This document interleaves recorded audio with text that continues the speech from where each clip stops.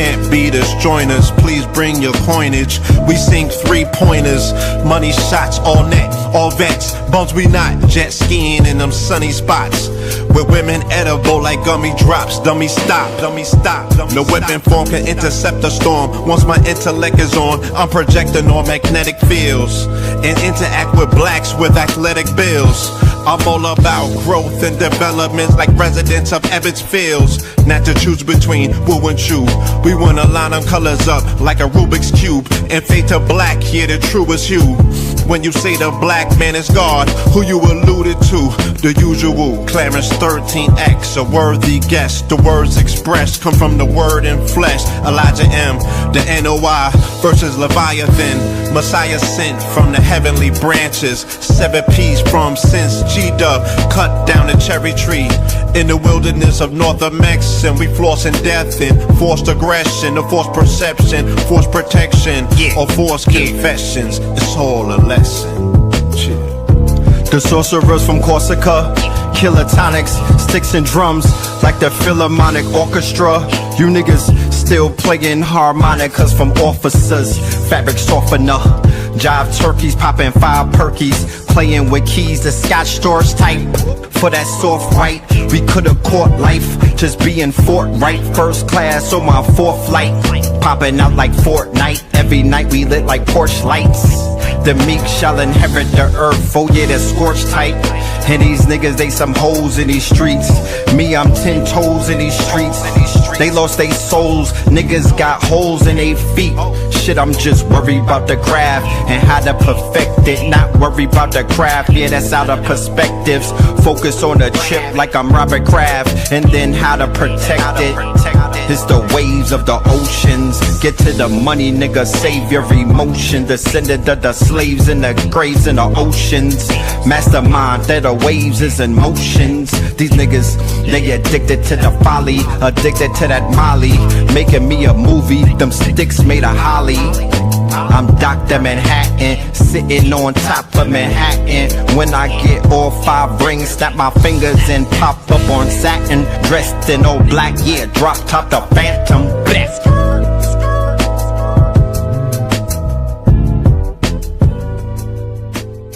Crumb TV.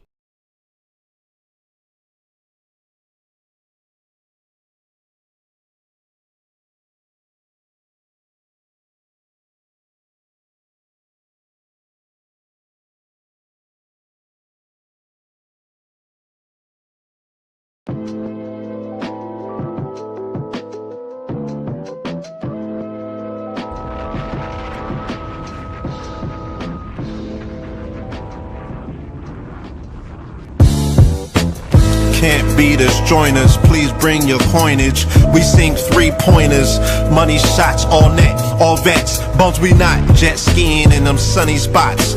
With women edible like gummy drops. Dummy stop, dummy stop. No weapon form can intercept a storm. Once my intellect is on, I'm projecting on magnetic fields and interact with blacks with athletic bills. I'm all about growth and development like residents of Ebbets Fields. Not to choose between woo and chew. We wanna line them colors up like a Rubik's Cube and fade to black, yeah, the truest hue. When you say the black man is God, who you alluded to? The usual, Clarence 13X, a worthy guess. The words expressed come from the word in flesh. Elijah M, the NOI versus Leviathan. Messiah sent from the heavenly branches. 7 P's from since G-Dub cut down the cherry tree. In the wilderness of North Mex, and we flossing death and forced aggression, or forced perception, forced protection, or forced confessions. It's all a lesson. The sorcerers from Corsica, killer tonics, sticks and drums like the Philharmonic Orchestra. You niggas still playing harmonicas from officers. Fabric softener, jive turkeys popping 5 perkies, playing with keys, the Scotch storage type. For that soft white, we could've caught life, just being forthright. First class on my 4th flight, popping out like Fortnite. Every night we lit like Porsche lights. The meek shall inherit the earth, oh yeah, the scorched type. And these niggas, they some hoes in these streets. Me, I'm 10 toes in these streets. They lost their souls, niggas got holes in their feet. Shit, I'm just worried about the craft and how to perfect it. Not worried about the craft, yeah, that's out of perspectives. Focus on the chip like I'm Robert Kraft, and then how to protect it. It's the waves of the oceans. Get to the money, nigga, save your emotion. Descended of the slaves in the graves in the oceans. Mastermind that the waves is in motions. These niggas, they addicted to the folly, addicted to that molly. Making me a movie, them sticks made of holly. I'm Dr. Manhattan, sitting on top of Manhattan. When I get all 5 rings, snap my fingers and pop up on satin. Dressed in all black, yeah, drop top the Phantom. Blast.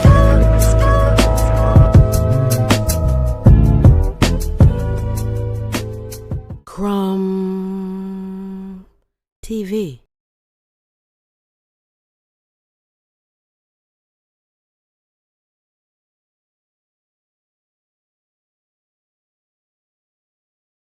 Peace to the family, peace to you and yours. Peace to the family, peace to you and yours. Welcome to another episode of Melanin Tuesdays. You are now rocking with the best. Yes, this is your host for today's show, Brother Red Pillar.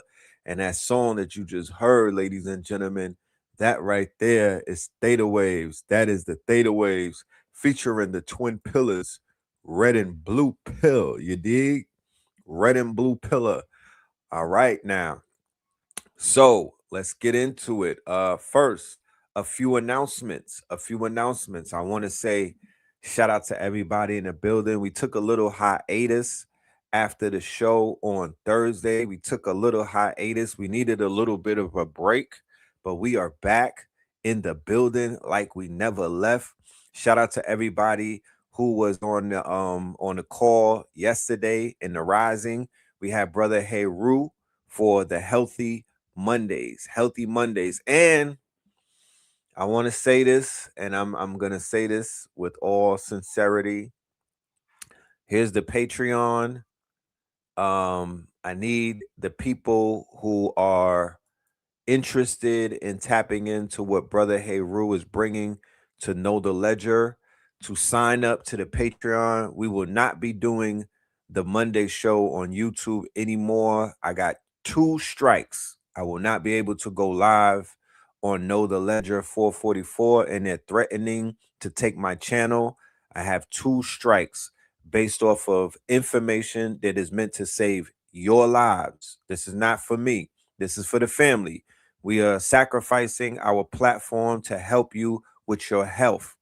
And the signups to the Patreon are not coming fast enough. So either we're going to completely do away with the show, or I'm going to see how the response is on the Patreon and we will do it there. But the sacrifice that we are doing is costing us our channel. I'm just putting it out there like that. It has nothing to do with the people. It's the fact that YouTube and the censors and this environment that we're in, this administration, do not want you guys to heal. They don't want you to be helped. They don't want anything beneficial to take place on their platforms. All they want is ratchetness. They want people to argue about who's snitching. You know what I mean? They want the gender wars. They want the diaspora wars. They want all of the fuckery. You know what I mean? All of the federal CIA type of entertainment to take place on YouTube, but they don't want solutions. I'm clear on that at this point. They don't want the solutions. So the solutions are going to go behind a paywall. The solutions will go behind a paywall where they belong.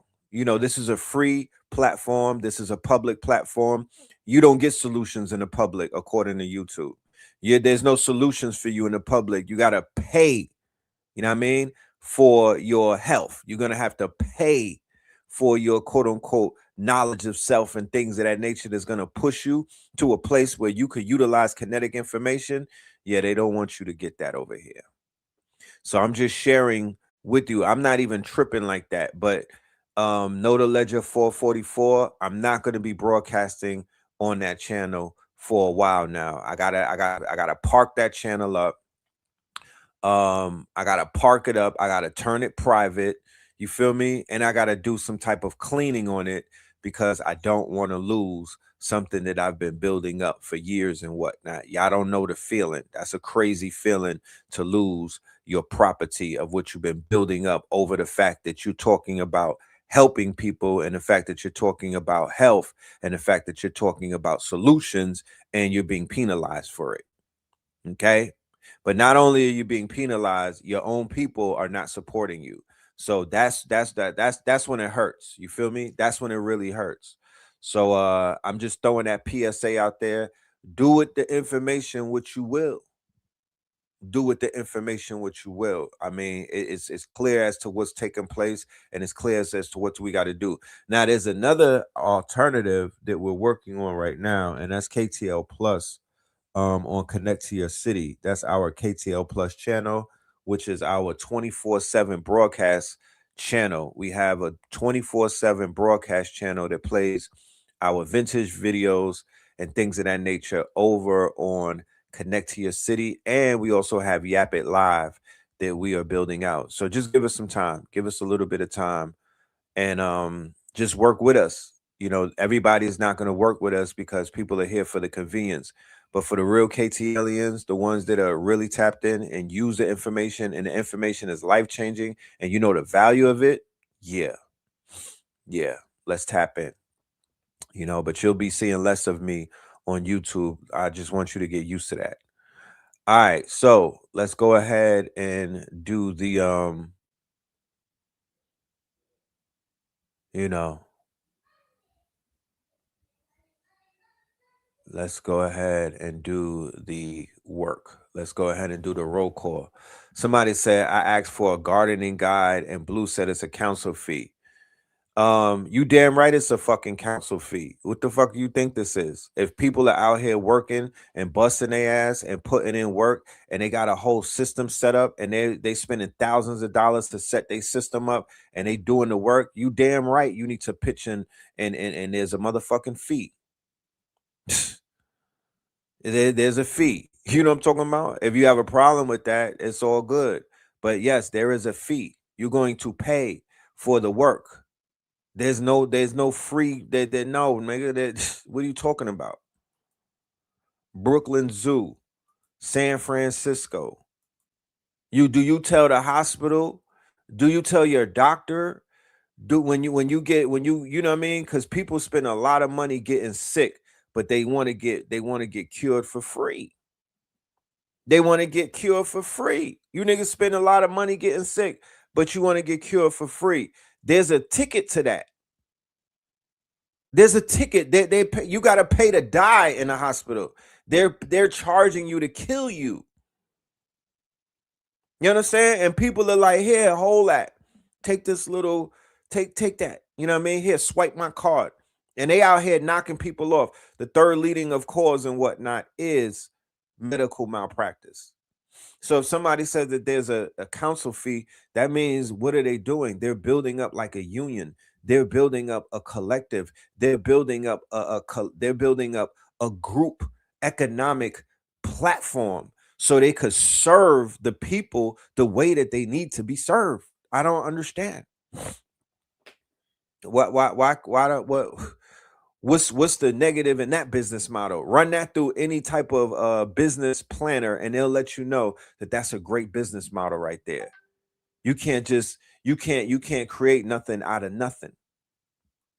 Columbus, Ohio, North Las Vegas, San Jose, Manchester, DMV, Brownsville, New Bedford, Massachusetts. We got 305 in the building. We have the H-Town in the building, Atlantis in the building, Hawaii in the building. You know what I'm talking about?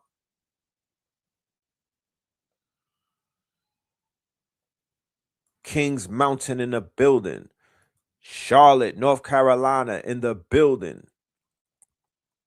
You know? Virginia Beach in the building. T-Dot in the building. Caucasians across YouTube teaching gardening for free and selling merchandise on the side. Do they not teach gardening for free? Is H Factor and Blue Pill not teaching gardening for free? The brother's online every day teaching y'all gardening. If you follow him on IG, he's teaching you gardening for, what are you talking about, bro? What are you talking about, bro? Virginia Beach in the building. I charge $500 to come and do a garden. That's the base I charge. It could go up to $3,500. And my people be so mad. I try to bring the cost down, but it costs to move around. The seeds cost my time. It's priceless. Like, what? Gulfport, Mississippi. T Dot in the building. DC proper in the building. Chi-Town in the building. Queens is in the building. Yeah, time is money. Time is money. Y'all think that me stopping to do a YouTube show, I'm not slowing up my money? You think when I get on these shows for 4 hours, I'm not clogging up my money, bro? You think I'm not stopping a $5,000 assignment to pause and do a show?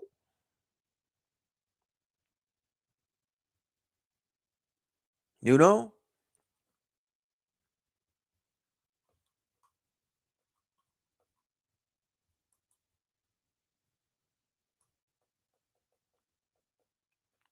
But that's neither here nor there. You know? I want everybody that is in the building who are business people, who do work, and you are what they call industrious and illustrious. I want you to continue to build and to grow, continue to apply your skills, continue to upskill, continue to invest in yourself, continue to pay it forward, continue to think in an abundance mind state. If you have the audacity to jump into business, if you have the audacity to take your future in your own hands, yeah, you need to think very big. You have to think bigger than anybody that's in the room that you're in and whatnot. You literally have to think 100x. You feel me? And don't penny pinch and do not quote unquote budget yourself. That's a trick, right? That's a key. That's a major key. You know what I'm talking about? I understand where certain mind states come from and whatnot, but I'm speaking to the people who are literally putting it out there, who are on the ledge right now, who are carrying it on their own shoulders. Okay. Shout out to Richmond in the building. Shout out to Pomo Indian Country, Northern California. Okay. Shout out to all of y'all.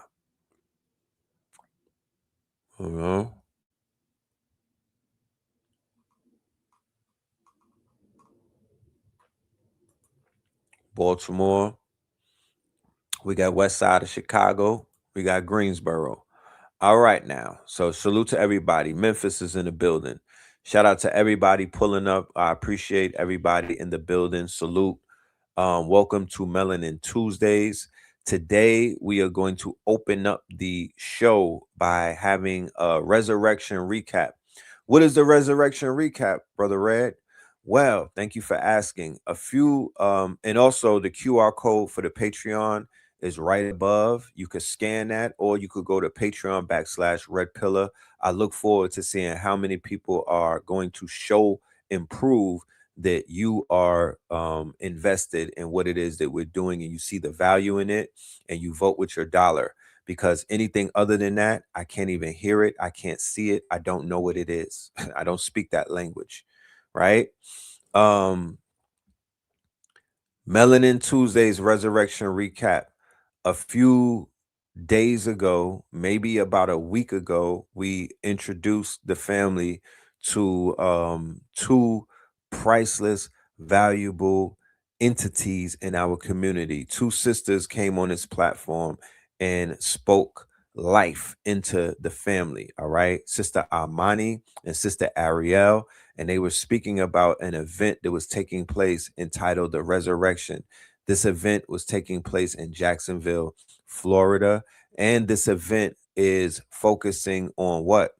Focusing on our resurrection, all right? Through what? Through different practices, different modalities, okay? And we basically tapped in. I was out in Jacksonville up until Mother's Day. I got out there, I believe, Friday, Saturday, and Sunday, and it was an event unlike any other. I promise you, one of the best events that I have ever attended in terms of a ceremony, one of the best put together ceremonies, just in terms of the feeling, the ambiance, the environment, the settings, the professionalism. Everything was A1. I gave it a 10 for 10. And I'm going to open up the platform, and I'm going to bring on some very powerful people, and we're going to have a recap on this very powerful event that took place. So, without any further ado, ladies and gentlemen, I want to open up the floor to the resurrection experience. All right. So, without any further ado, I'm going to bring them on stage. Let's go. Here we go. Peace to the family. Yes. Peace and love, family. Peace and love, family. How y'all doing? We wonderful. Thank you for having us on the show again, Red Pill. It's an honor to be able to connect with you and your audience and talk about our wonderful experience that we've had this past weekend. It's incredible. Yes, yes, yes. I was just singing the praises of the event, you know what I mean, before I brought you guys on. And I was letting the family know that I've been to many events, I've been to many ceremonies, and I'm very transparent with my platform. I like to share, the good, the bad, and the ugly. That's one of the lines that I like to bring. And I basically said, of all of the events that I've been to, I could definitely say beyond a shadow of a doubt, even though I was not there for the entire event, from what I've experienced, it was a 10 out of 10. And I'm going to say it because I shared this with you too, Ariel. There was a time, there was a segment in the ceremony where I was basically on the medicine, and I woke up, right? And the environment, right? There was a purging taking place, right? Somebody was purging and whatnot. So it woke me up out of my, I won't say my sleep. It woke me up out of my state of mind. And based off of what I was able to pick up, etheric, because I was, when you wake up, sometimes you ever woke up out of your sleep and you're like still sleep, but then you're awake. Mm-hmm. But the fact that I was still sleeping, I was on the medicine, I was very open to all energy. Like I literally could feel all of the energy in the room. I was like almost tapped into everyone's energy. And it was at that point that I realized not only was this a safe space, but the way that everything was being handled, right? The subtle energies on how everything was just flowing, and the music, and the smell of the room, the aromatherapy, the flutes that were being played, just the care that I saw being taken to help the person who was purging, just to like administer the sound bowl healing around that person, the feathers and everything. I was like, yes, this is beautiful. This is not their first time doing this. I could see, right? This is something that they've done a few times, and I could see the refinement. I could see the care. I could see the attention being paid to every single person and whatnot. So it's very important when you're in ceremony that you feel as comfortable as possible, because that's what stops people from even participating in it, because they're like, yo, I'm vulnerable, and I don't know if these people will appreciate my vulnerability. I don't even know if they know what to do with it. So I just want to say thank you for being able to, balance these subtle energies, and and deal with that environment, set that environment up, but also knowing how to deal with that environment and officiate it. So yeah.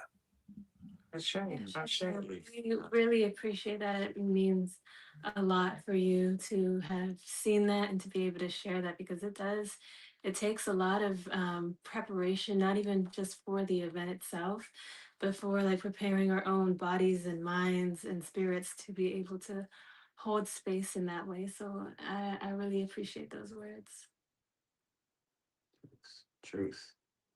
Let's introduce Chris. He's our powerful musician that we had come in and hold space with a lot of live instruments and singing. And we're gonna give him the floor, and then hopefully he can bless us with some of that beautiful flute Yeah. music. Chris, Yeah. you are man, your sound, the command that you have over sound and air and breath is very commendable, my brother. You were definitely, when we were chanting and we were going in, you were going all the way in, bro. And then when you pick that flute up and that guitar, man. So yes, I do want you to introduce yourself, and I do hope that we are blessed with some of your sound frequencies. Yeah, of course. Yeah, my name is Christopher Daniel. I've been doing this ceremonial work for about, goodness, well, ultimately, I mean, I had my first spiritual awakening, on the Hawaiian Islands about 13 years ago. But I've been working with plant medicines for about 6 or 7 years now, and working in the realms of ayahuasca, San Pedro, and now Iboga, and a lot of the other different medicines as well, with, even combo. But particularly, where I've been called to give my service is through sound, through holding space as a medicine musician, and holding that container where, amplifying frequency to actually help heal our bodies, help heal our spirits, as we move through those, higher dimensions. It does a lot of deep purification through sound. And I've carry a lot of different medicine songs as well that can definitely help that purification process and bring us closer to the true core essence of who we truly are, which is oneness, which is wholeness with all of life, and all of creation. And so, I'm blessed and honored to be working with such an amazing soul tribe that is really doing incredible work for the collective, consciousness, as we move into these new paradigms where we are operating as a one global family, and I'm blessed and honored to be here. Thank you, Red Pill, for bringing us on. Question: can you share with us? Has there I mean, I'm sure that there has been. Do you want to share any supernatural experiences that you may have encountered utilizing your instruments? Like, have you ever experienced portals opening up, or shifts in dimensions and whatnot as a result of utilizing the instruments in the sound? Oh, 100%. I mean, a lot of the times when I'm tuning in through the music, I'm in states of oneness and wholeness with creation. And so, you know everything becomes whole, and unified. It's a deep meditative trance is what takes place through these medicine songs and these frequencies. So, that's the best way I could try to articulate it. But yes, I mean, there's a lot of the times different visions come through as well. But, ultimately it's a sense of a meditative trance, a sense of tranquility and wholeness, that overtakes my being, channeling through. So Okay. yeah. No, definitely. I could tell when, just based off of what I was hearing, you know, and like you said, this like, think about it for the family that's out there listening. Think about going through one of the most spiritual experiences in your life, right? But it's almost akin to stepping foot into the ocean at night. Okay, and you're walking into the ocean, you're nervous, the water is dark, you don't know what is going to be in this water, you don't know how deep this water is going to be, you don't know if you're going to drown, you don't know if the current is going to pull you down, but you know that you're about to go swimming. That's similar to the medicine and whatnot. You walking into this medicine, you're getting your feet wet, you're going in feet first, but you don't know how deep you're about to go. You don't know if you're going to go into the deep abyss and whatnot. But you just say to yourself, I don't know what I'm finna do, but I know I'm about to go swimming. And then you get a soundtrack, right? That takes this experience, the soundtrack turns it into somewhat of like a movie and whatnot. Cause now it's like, oh, this is an odyssey. You know what I mean? I have sonics behind my, I have sonics behind my adventure. Like now I feel like this is Christopher Nolan directing this. You know what I'm saying? Because the music is mixing in with my thoughts, is mixing in with my what spirit is telling me and whatnot. Now spirit is talking to me, but there's a symphony behind it, and the symphony is turning into my ancestors and whatnot. So I had the pleasure of just being able to integrate the sound into the experience, and I wouldn't necessarily want to have the experience without the sound. Mm. It's a part that you, if you strip that away, you're removing a layer that activates the medicine. Mm-hmm. Mm. Mm. Correct. Yeah, Absolutely. you know. So salute to the sound man. You know what I mean? Salute to the sound bowls. Salute to the instruments. Salute to he and she who can master the sacred breath to create this sacred sound and whatnot. Do y'all want to share any insight as to what the sound vibration frequency is doing for you in ceremony?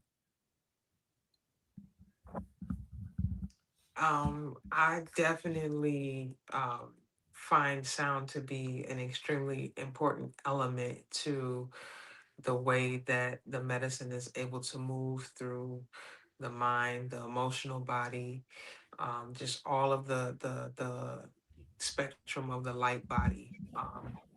Especially live instruments. And we also had some beautiful Bwiti music as well as we got deeper into the ceremony. Just a plethora of different genres and styles of music that all open up the heart space and allow us to really process a lot of the things that are coming up from the subconscious mind and bring things to the conscious mind in order to be more aware and more present with the things that need to be transmuted that sit within the somatic cells.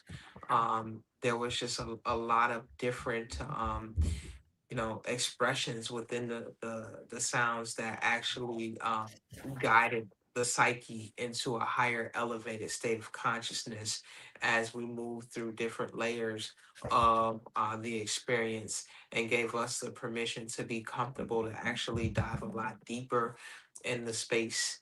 And in this particular ceremony, this was a really powerful event because we had the right amount of guardians in place to create and hold space at a deeper depth in a bigger container where people were able to actually take more of the medicine than they were ever had taken before being in our spaces prior, because we had a lot of repeat clients who actually are pretty savvy and familiar with our spaces, but this just took things and elevated things to another level so that people could actually go a lot deeper and get a lot more out of the experience, especially it being a 5-day workshop retreat experience. So it was necessary. It was very key, and I definitely want to give him the floor eventually after maybe Imani can speak her truth, and we can listen to some of the sound frequencies that he put out there for us. Mm. Yeah, yeah. Only thing I can add to that is with the sound. I like the analogy you used, Red, about stepping into the ocean, right? Because you're stepping into these like cosmic waters, and the sound kind of directs the current. Right, so the flute music will take you into a certain space. The traditional bwiti music, that fast pace, will take your mind into a certain rhythm and a certain beat that can allow you to access different ancestral information. That's why even on the days leading up to ceremony and the days after ceremony, it's very important to realize and be aware of what music and what sounds you're allowing into your system, because it is directing the current of your mind, right? It is embedding it's embedding certain light waves and certain light codes into your brain and scoping, because when we do these, when we jump into that deep water, right, when we jump into that deep water with at night with some stars out, so there's some light there, but you're jumping into this unknown, right? You're giving your mind the ability to rewrite your story, right? So as we're doing that, we're just being very conscious and very intentional about what story now are we writing. And that's why we called it the resurrection experience, because we are now rewriting the story of us in our highest divine self, us as our God self, us resurrected into our fullness. So I will pass the baton back to Chris. Yeah, I'll play us a little bit here, you know, with the flute, and see if we can channel in some frequencies for us all here. And Give you know, thanks. yeah. Let's see what we can do here. All right.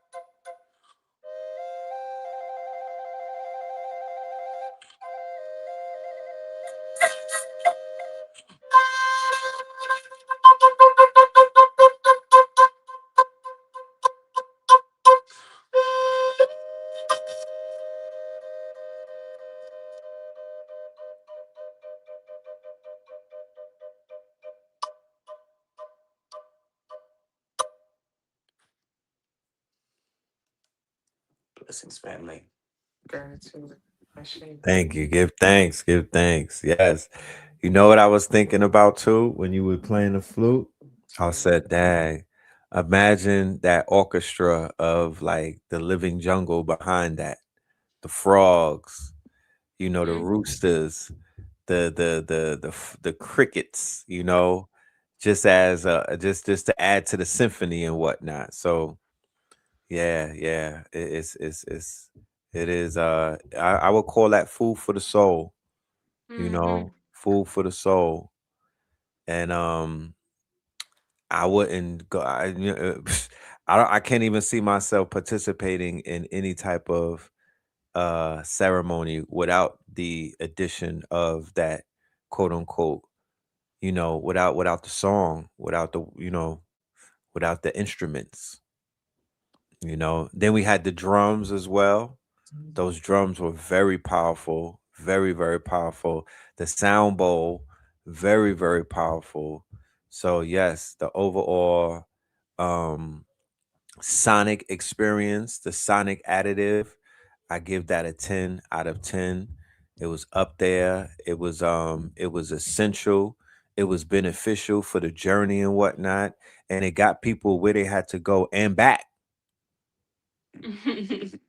Cause it's understanding that, you know, you could be journeying and whatnot and not have not have a way home and whatnot if you get too far out. So that music is it's like a lifesaver for me. So thank you. Of course. Yes, I want to shift into another aspect of the ceremony, and that would be the food. Mm, Huh? I want to deal with the food because we're going to cover all of the layers, right? That made this successful ceremony successful. So sound was one, food was another, right? We were fasting We're right there. and huh? Oh, Yes. We were okay, never mind. we were encouraged to fast. And you know me, Mr. Greedy and whatnot. You know what I'm saying? I was like, man, I'm ready to eat something. I wanna eat some food. And that wasn't the case. We had fruits. We were encouraged to participate in supplements. We were encouraged to participate in some powerful, wonderful, fulfilling food that was put together in that cosmic kitchen. So, can y'all just break down the importance of the food and why it was very essential to eat what we ate? And what are your requirements when it comes to ceremony and food?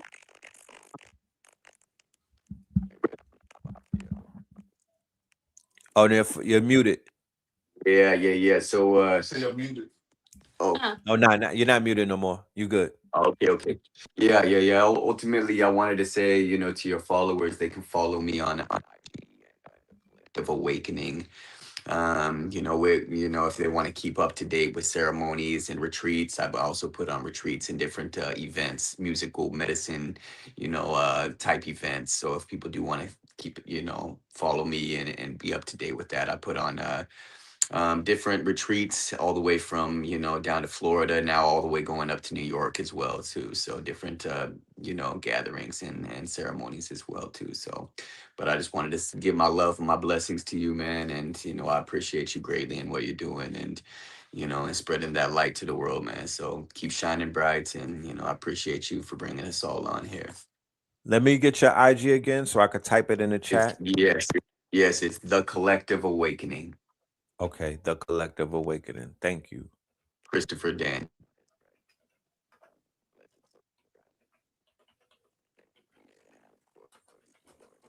Appreciate you, my brother.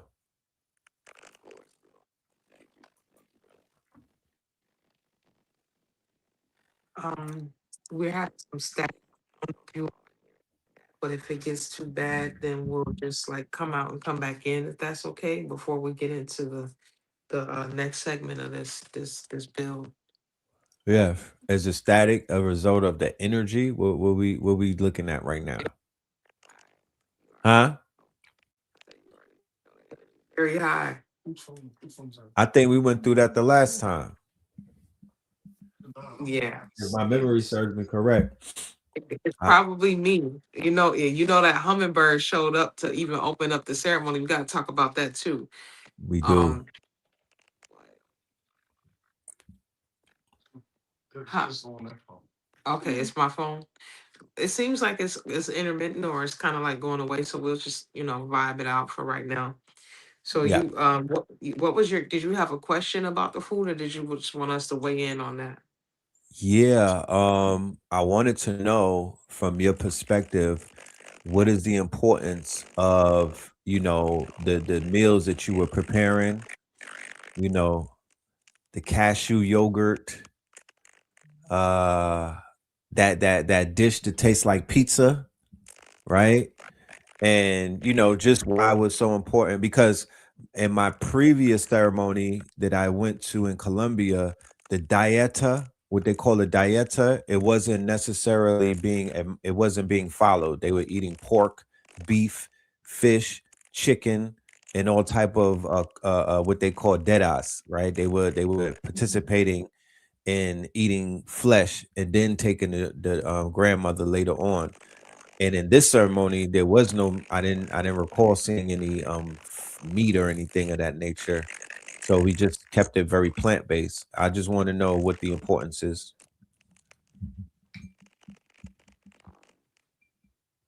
Well, like with the meals that I prepare in particular, I put a lot of intention into having a lot of nutrition, a lot of fatty foods, a lot of foods that actually support the system to be able to remain light while also having the medicinal support that it needs to be able to maneuver and weather through this level of journeying.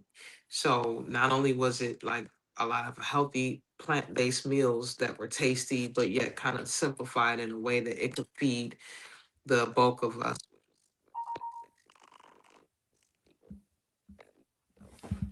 Breaking up.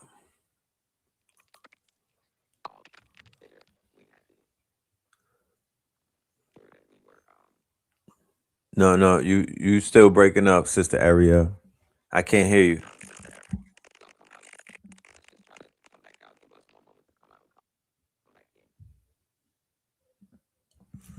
All right, ladies and gentlemen, as they go and get a they're gonna reposition themselves so the frequency or the signal picks up a little bit better. As you do know, when you raise up the frequency and you having these high frequency conversations, sometimes the bandwidth tends to react in an adverse way. So we're gonna get that fixed up real quick and we will continue the conversation. Y'all all right? Everybody in the building good? Shout out to everybody that's in the building and whatnot. I'm gonna go to the comments. We're going to ask some questions when we finish building and whatnot. So if you do have some comments in regards to ceremony, in regards to the practitioners, in regards to any questions that you may have relating to the resurrection experience, I'll definitely turn to y'all in a minute so we could go ahead and get those questions answered. Okay. Shout out to everybody that's been upgrading. Salute to everybody tapping into the Patreon. I appreciate y'all. I look forward to serving y'all some very high level information.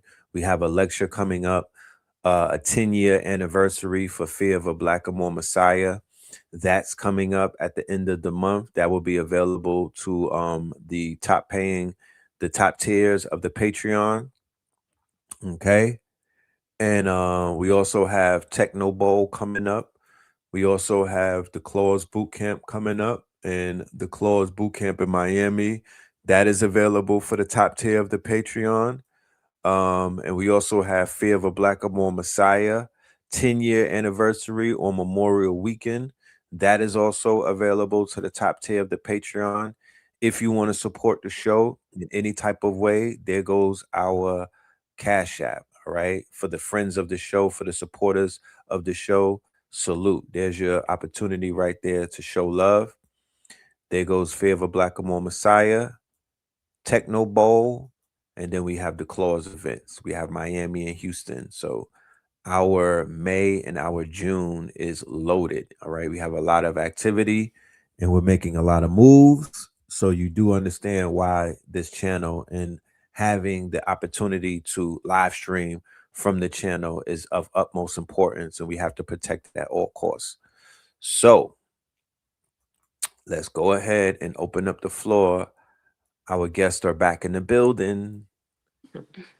Here we Sorry for go.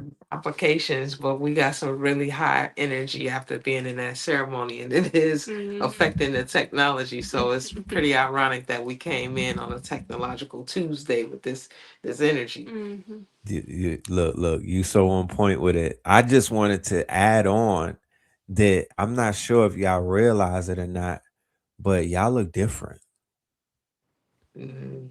Y'all look a little bit different. And one of the things that I noticed, and I was going to talk to you about this too, Ariel, is about transmutation and transformation through the ceremonies.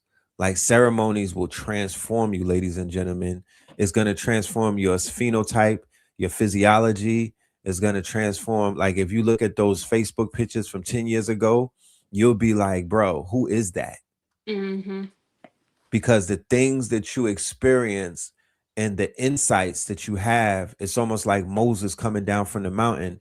You're gonna look different, because when you face certain things, whether it's your trauma, whether it's your fears, whether it's your childhood, whether you go through that healing, whether you purge, whatever you may be experiencing, it can change you, ladies and gentlemen. It can change your physiology, it could change your face, it could change, it could blossom you, right?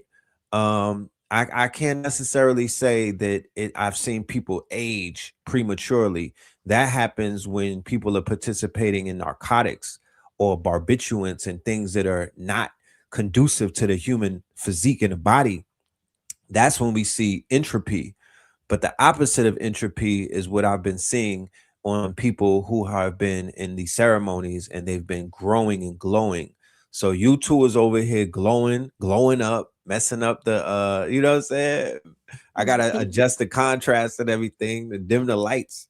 But I just want to know once again about the food. How important is it to have nutritious foods in your body and whatnot when you're participating in these powerful ceremonies? Yeah. So the thing is especially with iboga, right? It takes a lot out of you nutrition wise to be able to put your mind into these places to access these different realms. Like it takes for a very, very, very strong container, Right, right? Ariel always says, you can't do 5D medicine in a 3D body, right? You have to upgrade your body, right, which is also why we do the dieta when it comes to ayahuasca and iboga. I'm staying away from certain foods. One, a lot of meat, a lot of fish, a lot of processed foods is taking more out of you energetically to digest than it's giving you. So now you're putting yourself in a depleted state. So we say to stay away from that so that you can actually come showing up already like filled up, and then throughout the evening, I mean throughout the weekend, Ariel could speak a little bit more about like the specifics of the very, very well thought out meals that have these herbs, that have these different fatty foods that'll help get your body into a state where it can alchemize and really ingest these high, because we're not doing small doses of these herbs, these medicines. We're doing high doses of them. woo, So your body really has to be able to be strong so it can hold it in and really like get the full effects of the medicine. Yes. So, um, on the days that we were actually journeying with the grandfather, the main star of the show, we actually were working with elixirs, like really powerful elixirs, like tiger nut. Tiger nut is it's a superfood. So what right, we want to do is just have superfood elixirs that have a lot of coconut fats in it, coconut oil, coconut creamer, condensed coconut milk, all of the things, even coconut water for the electrolytes, because you need a lot of electrolytes because you're dealing with electromagnetism. With the sacred medicines that we work with, it expands the electromagnetic field. So you right. need the hydration and the electrolytes to saturate the vessel in order to support that expansion of that electromagnetic field, which brings in a lot of life force and it brings a lot of vitality and a lot of those things, which is why you see the glow up and in the show up, the part of the whole resurrection experience. Um, a lot of the plant-based meals, they need to be fun, they need to be tasty, they need to be um, nutritionally dense and help, powerful with the minerals. We use a lot of Celtic salt because Celtic salt is, you know from the sea, and it has all the 92 minerals. People say that sea moss has over 92 minerals in it, but I'm not 100% sure about that. But if Right. it does have 92 minerals in it, it comes from the salts in the ocean, which is guaranteed when you're dealing with a powerful salt like Celtic salt. It doesn't even look white, it's like a dark gray. It's even 10 times more powerful than Himalayan salt. So we Mm, use it in our elixirs. We even drink it, take pinches of that salt and put it into the water and drink that for electrolytes. That's the most simplest way you can add electrolytes to your body, by just Right. simply drinking water and adding that salt. Having these tasty meals and these tasty elixirs. You know, the cacao, the ceremonial cacao is a heart opener, but it's still got the superfood of the cacao. It's got all of the fatty coconut stuff. Coconut always goes with cocoa, because cocoa is pretty much like a coconut in a sense. Right.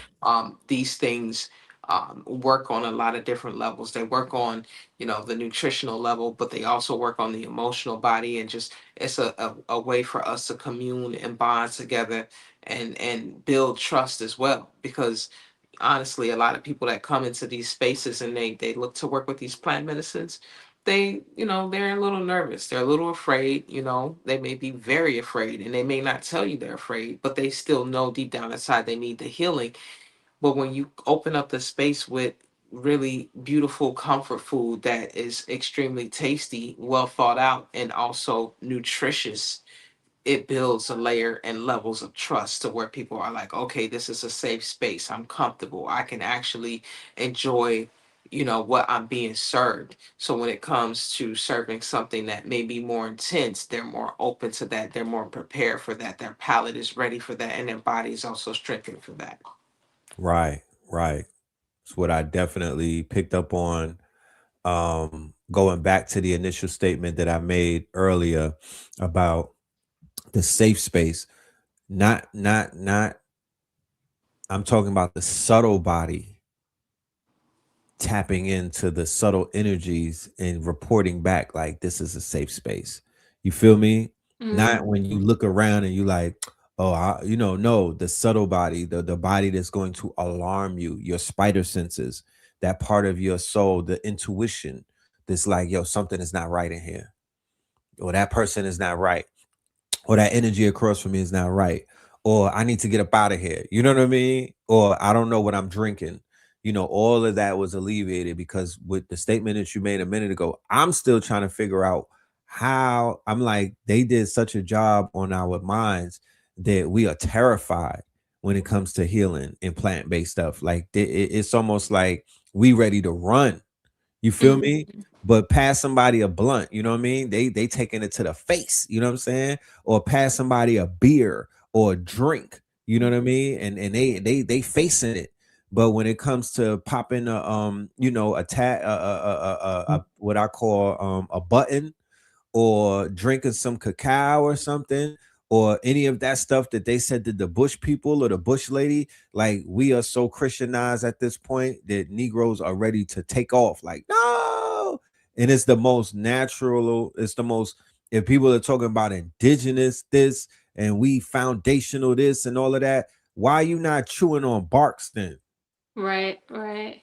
Like, No, why are it's you not chewing such on bark? psychological warfare. Like, there was a young man I was working with.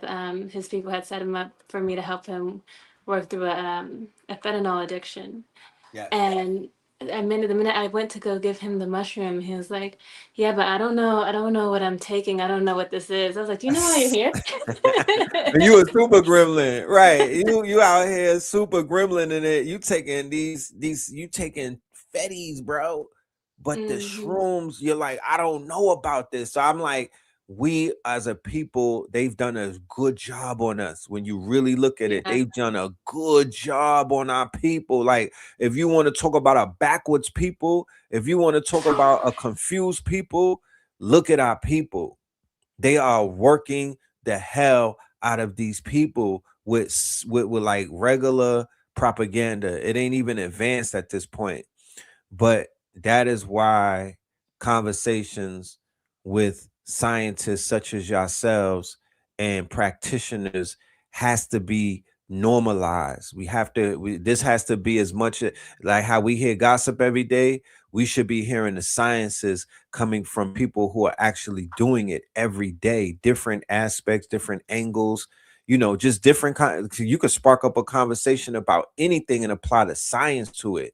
So I want to shift into the science talk. I want to shift into the scientific part of my experience, what I was able to walk away with and whatnot.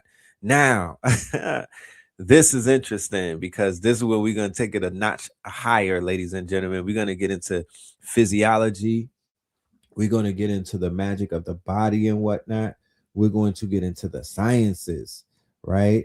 Sister Ariel has a quote unquote scientific approach to creating what we call the super sapien body. Okay, the super sapien body, they out here talking about ultra terrestrials and everything. But before we have the conversations about P42s, P57s, ultra terrestrials, we need to talk about the super sapiens. Baba Kaba Kameni, he speaks about the super sapiens, and he uses the example of Simeon Toko, and he also uses the example of other people on the continent and people in the Americas. They were said to possess super strength, and they were considered to be super sapiens, which were like X-Men. And you have an approach, a scientific approach to basically charging the body or resurrecting the body to basically be what I would consider the highest form of intelligence, right? Because we talk a lot. I talk this Techno Tuesday.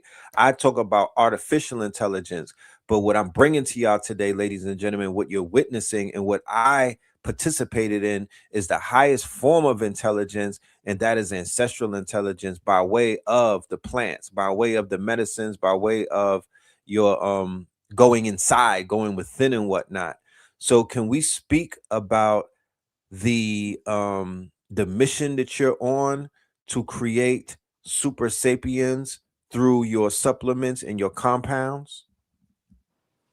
Yes, it's actually a system that has been in my consciousness and my spirit since technically since before I even came to this realm, but I started really channeling it in 2020 and studying just different minerals and supplementations, different protocols, and how things work synergistically together to elevate one state in terms of the immune system, the genetics, and the mitochondrial DNA.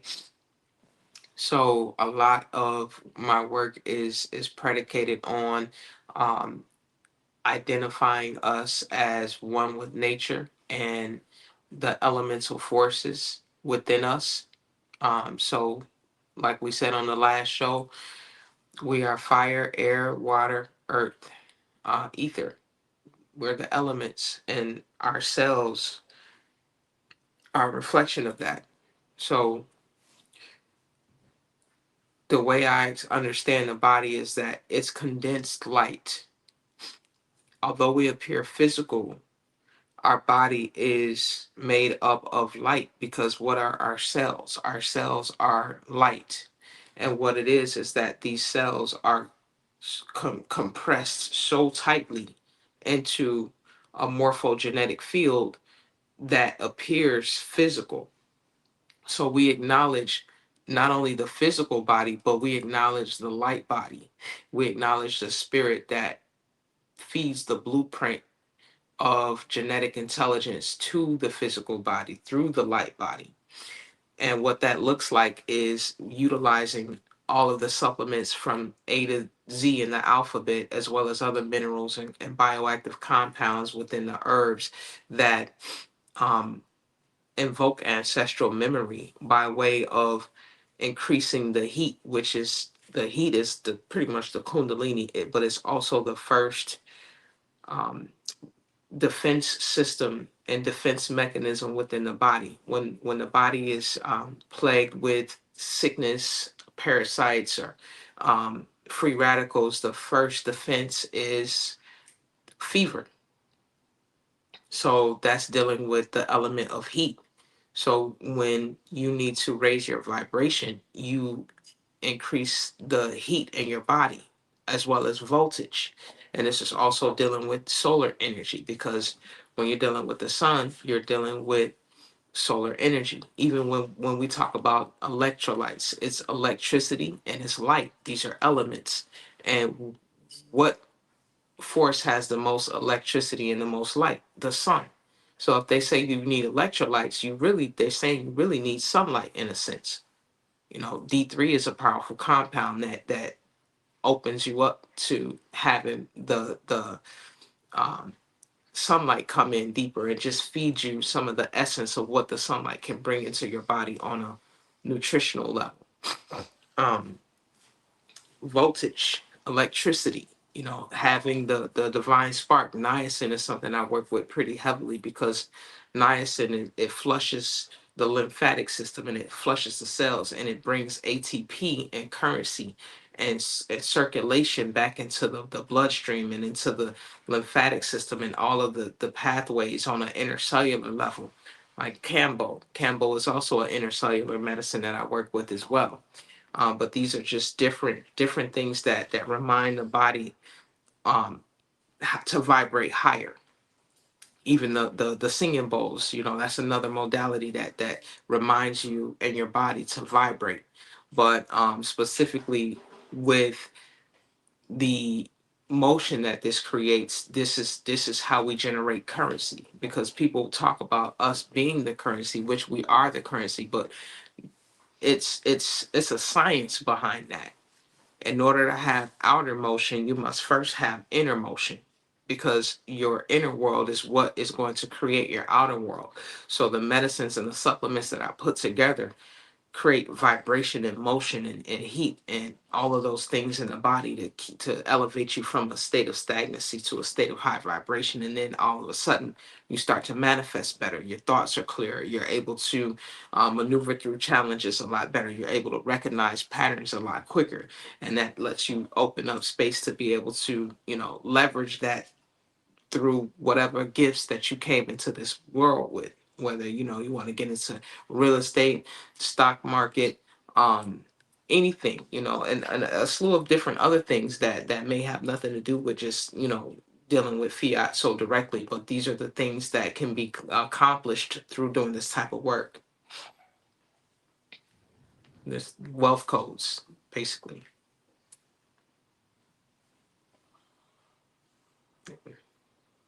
You with us? Yes, I am here. I'm here. I wanted to add on to what you were talking about when it comes to the nervous system and being able to regulate the nervous system and how important nervous system regulation is. Our good brother Ankara talked about changing the nervous system into the calm system. And you speak about the fact that when you regulate the nervous system of the body and whatnot, you can accomplish greater things. Can you add on to that statement? Can you give us some of the science behind nervous system regulation, and what supplements do you have that participate in that activity?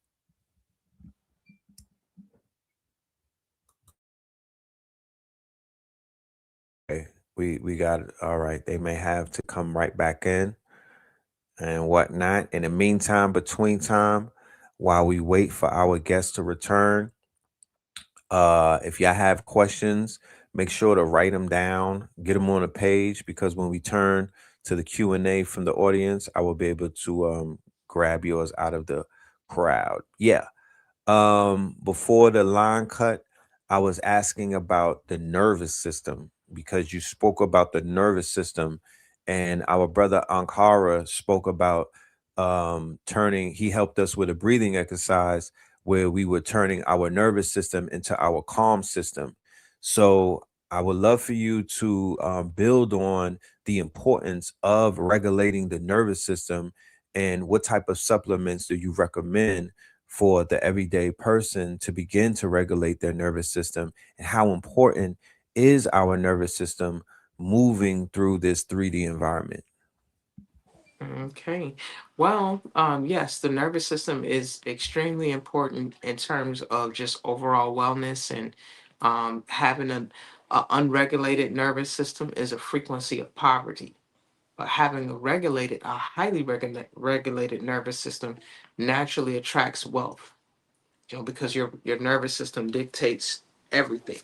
Um, Magnesium is a really powerful supplement, not only for nervous system regulation, but it's responsible for over 2,000 different genetic functions within the body. It's really like the lubrication for the body. If we're gonna look at the body as like a vessel, like a vehicle, it's like all of the oil, and it keeps you as a well-oiled machine, and it keeps everything moving and vibrating and just going, and it opens up different channels so different medicines can slip in through different lipids and synergize with other things. So it's a really powerful compound that I would highly recommend. I have a liquid version of magnesium that is called Magnesium Arcana. And basically, with Magnesium Arcana, it's smaller than a nano. So it's called magnesium. And there's different magnesiums that come from different places within the earth. I see magnesium as a feminine energy. And when you're dealing with the nervous system, you are dealing with the subtle body in a sense, which is feminine.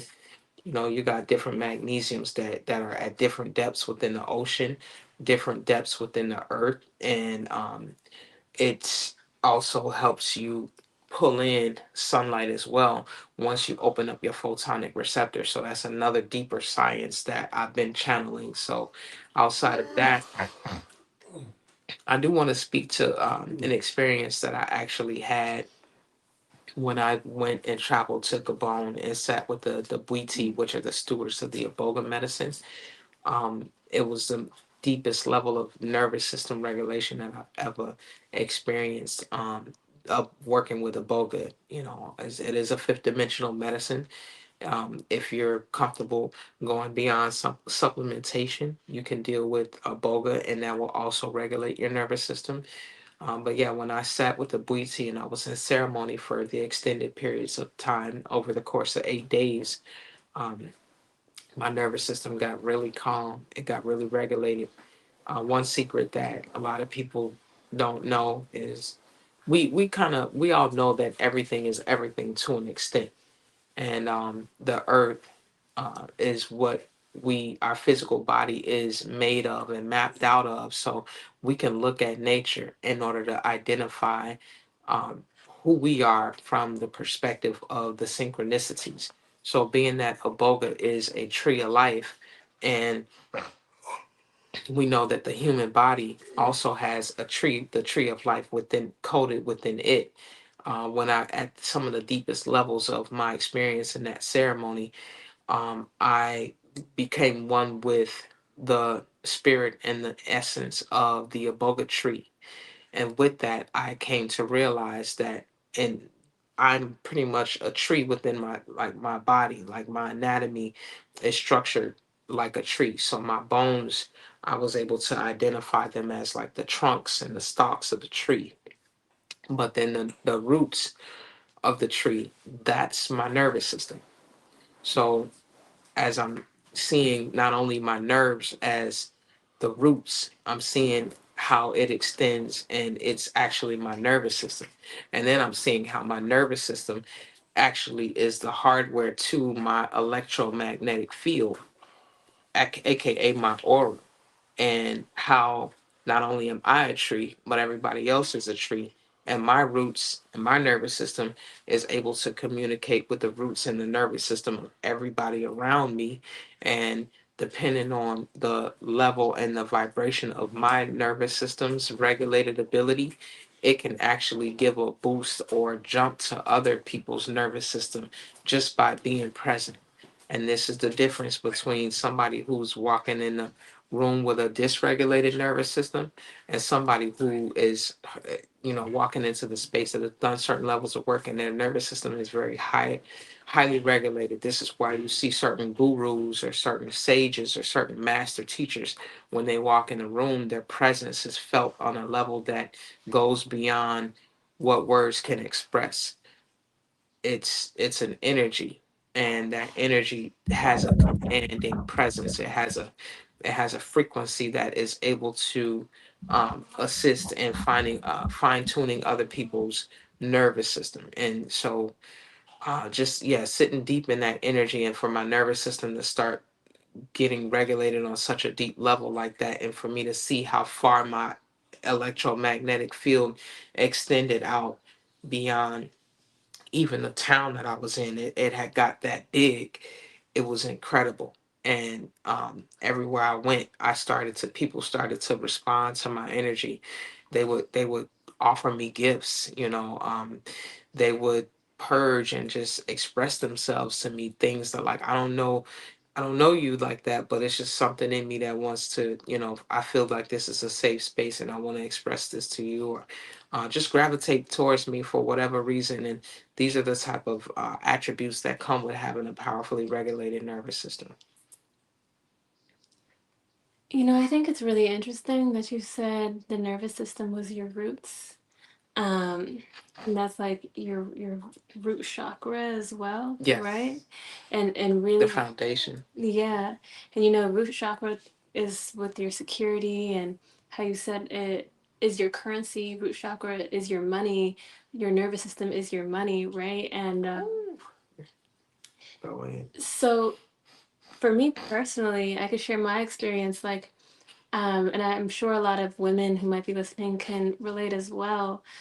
When I had my son, it felt like my roots, because you're going down and retrieving your ancestors from in the ground, right? And from in the roots and bringing them to the branches. Hmm. So it's like my roots were completely shaken up, and which also shook up my nervous system since, it was a couple months ago. Since then, my nervous system was shaken.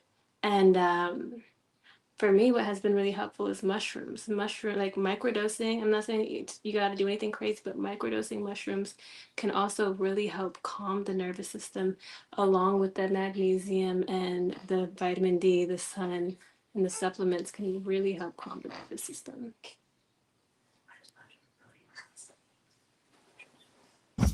Thank you, thank you, thank you. Yes. What about the micro of the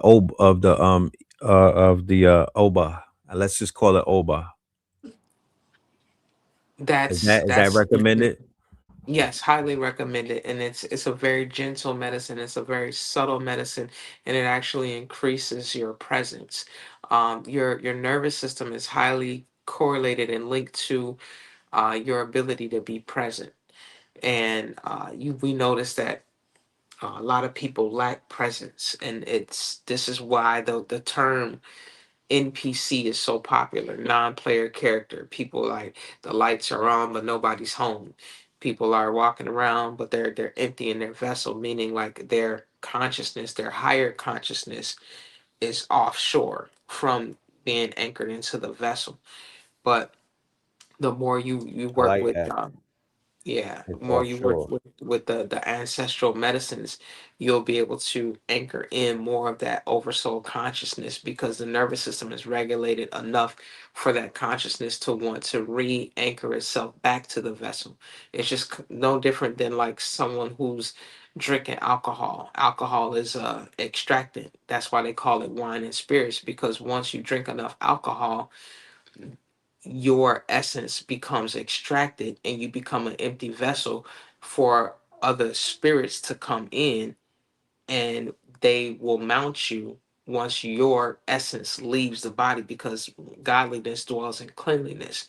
So alcohol being a toxic, it's unclean for the essence of your spirit, so it will leave the body. Now you're an empty vessel, you get mounted by other spirits, and then this is how people black out and do things that are like all of a sudden it's like Dr. Jekyll and Mr. Hyde. It's totally different energy, totally different person. And when they come back to their senses and snap out of it, and they get reminded of the things that went on, they can't believe it. They're shocked themselves, because they're like, "Man, that was me. I did that." No, we really, well, it wasn't you.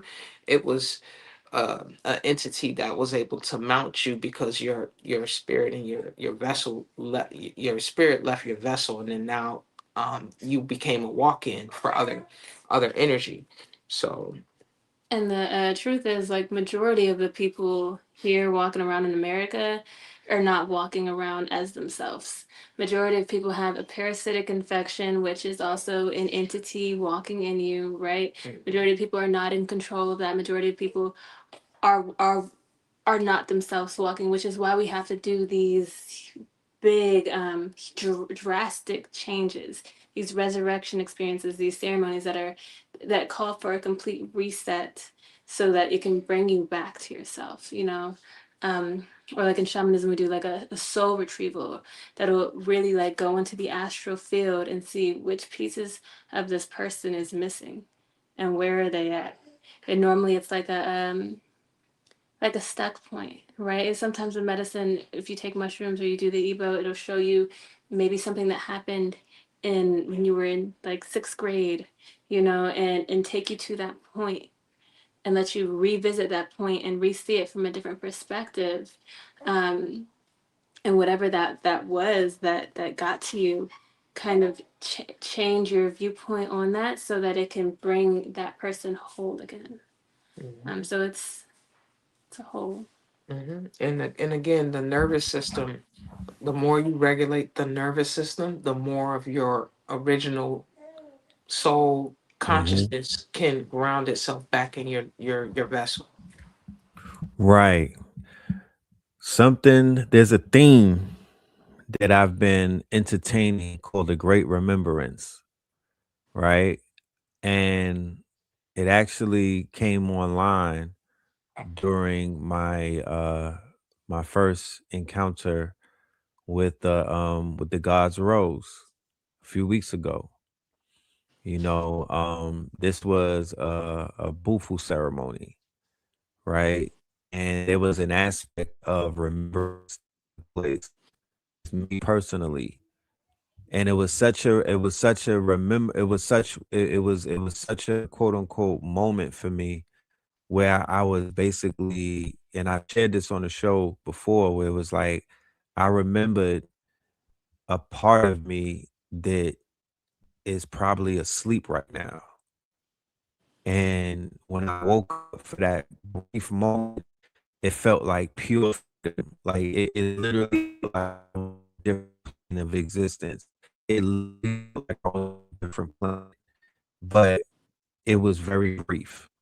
And it brought me back into the aspect of, we are literally on this planet trying to remember some of the things that we have forgotten. And Mm-hmm. some of the things that we have forgotten is who we are and our position, not just on this plane of existence, not on this prison planet, but in the whole galaxy, like galactically. What So, oh, go ahead. would you? Oh, go ahead. I'm sorry. No, I was gonna say, so it took a lot to program us to forget who we were.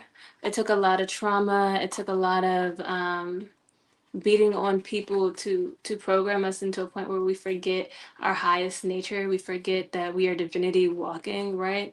Yes. So it's gonna take a lot to program us back to remembering who we are. Um, Brother Panic would say we're programmed through repetition, trauma, and symbols, right? Right. Which is why it's not you come to ceremony one time and everything is fixed, right? You come to ceremony and it sparks something in you, it sparked that remembering, and then you come to another one. Now it's a boga, and it's bringing that activation into your body, and then you're doing yoga. So I teach kinetic yoga every Wednesday. Online and in person in Maryland, if anyone's in Maryland. But the yoga too is putting you in these specific postures that is bringing that energy and the light codes of who you are into your body. So then you become the symbol that reminds you of who you are. Um, and it really is teaching, because it has to teach you at the cellular level. Right. Um, of who you are and the information of your divine being. It's teaching you at a cellular level in a way that English might not even be able to explain. And that's why Mm. sometimes I even stumble in my words when I'm trying to explain this, because it was before English. A lot of Yes. this information that we have is before English. So Right. when you have these sacred symbols, you have these images, and you have these forms that you can put your body into, you have these mudras, it'll restore the information where you don't even have to think about it. And that's a lot with the music too, like with the flute and the Bwiti music and the different music that we're playing during ceremony. It's giving you light codes where you don't even have to think about it, Right. because it's getting you. You want to get out of your thinking mind. You want to get into the fact that you know, because you are the creator of this world. You are the creator of this reality. So you already know. Right. When you have to think about it, you're already putting yourself down a level. Right, right, right. See, I'm so glad that you said that because literally that time that I'm speaking of, I knew I was in the knowing. I wasn't in thought anymore, even to the point where I was freestyling, but I wasn't freestyling, I was freezing time. So you basically speaking to that concept that we've been speaking about on your show, which is the getting out of the default mode, which is the thought mode. Can I can I add on to what you talking about? Because going back to my psychic powers, getting back online, I knew that you was gonna say the default mode, so I opened up the book that I was telling you. I had brought the book with me, but I did not read it to you. I wasn't able to open it, but I opened it up to the DMN page because I knew that you was gonna bring up default mode network because you understand it, and I want the audience to have a greater understanding of DMN because it was DMN. When I studied DMN, everything began to make sense. I, I represent thousands, maybe millions of people who are, somewhat. What I don't understand, I could fear sometimes. When I get a better understanding of things, it's you know what I mean. I'm able to conquer. I'm able to overstand it at the end of the day, right? Case in point, uh, years ago, I was nervous about climbing Stone Mountain, maybe in 1999 or something, right? Coming from New York, I wasn't a mountain climber. You know what I'm talking about? We would go to the mountains and have a picnic. We would not climb it. So Hmm. I procrastinated until one day I stepped foot on one of the rocks and then started walking. Next thing I know, an hour later, I'm on top of the mountain. Now I'm able to talk to people about climbing the mountain. I overcame I won't call it fears, my ignorance of what the mountain actually represented, what it was to climb it. I climbed it. Now I'm telling other people from experience how to climb it. It's the same thing with the medicine.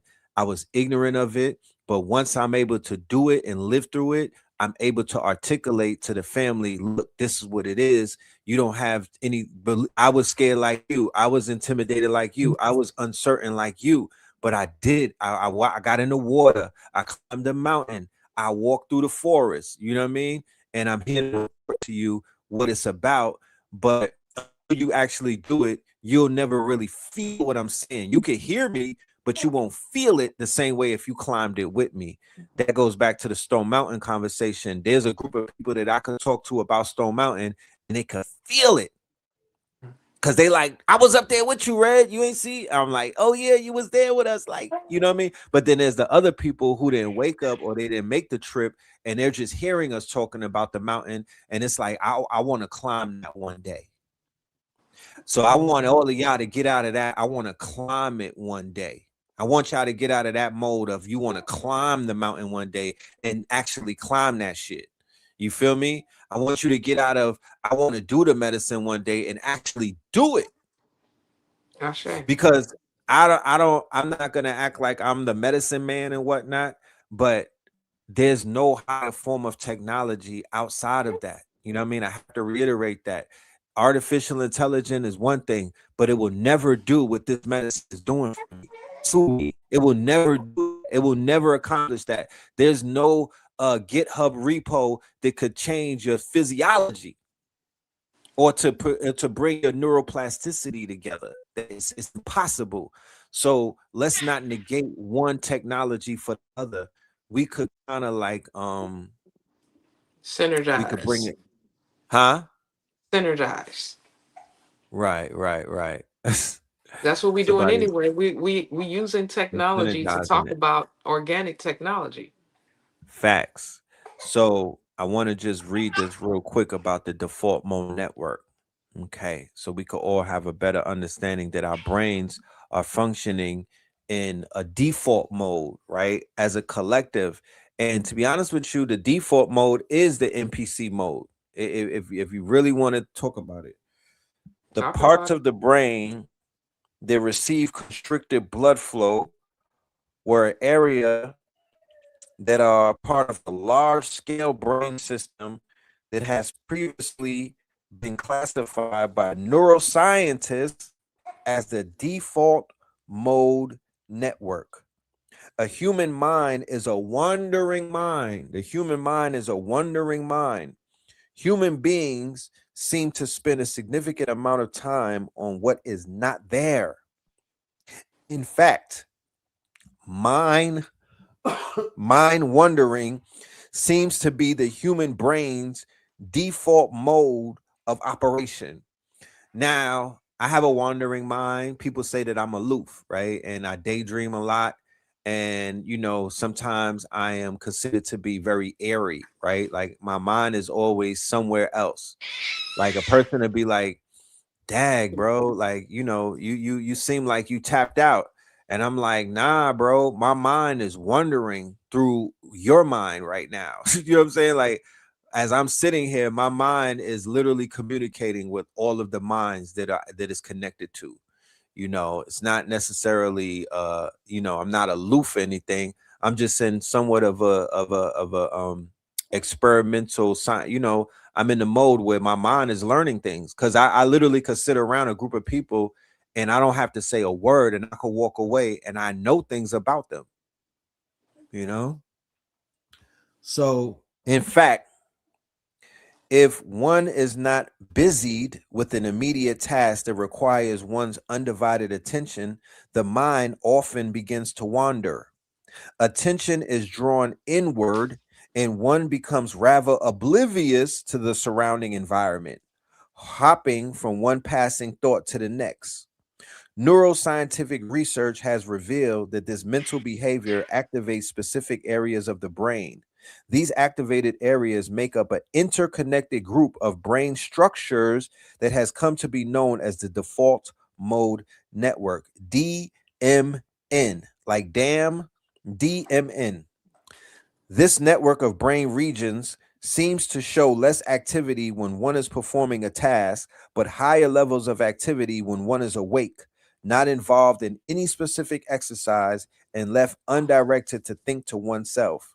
It is during these times that one often finds oneself engaged in internal monologue, daydreaming, recalling memories, envisioning the future, and thinking about others. DMN activity can be boiled down to all the mental processes associated with spontaneous thinking without any explicit goal of thinking in mind. Okay.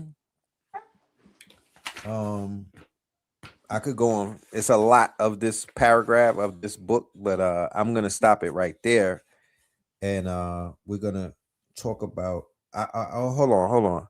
Let me just get to the DMN gatekeeping, right? Because I want to talk about DMN and psychedelics. What exactly happens in the brain when under the effects of psychedelics?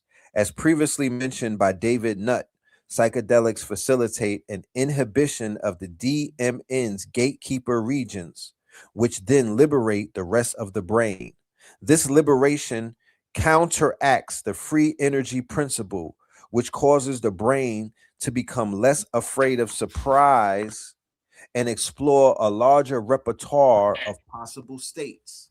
The psychedelics seem to act by suppressing or inhibiting the reducing valve mechanism and look beyond the limited material that is normally allowed by a narrowed mind.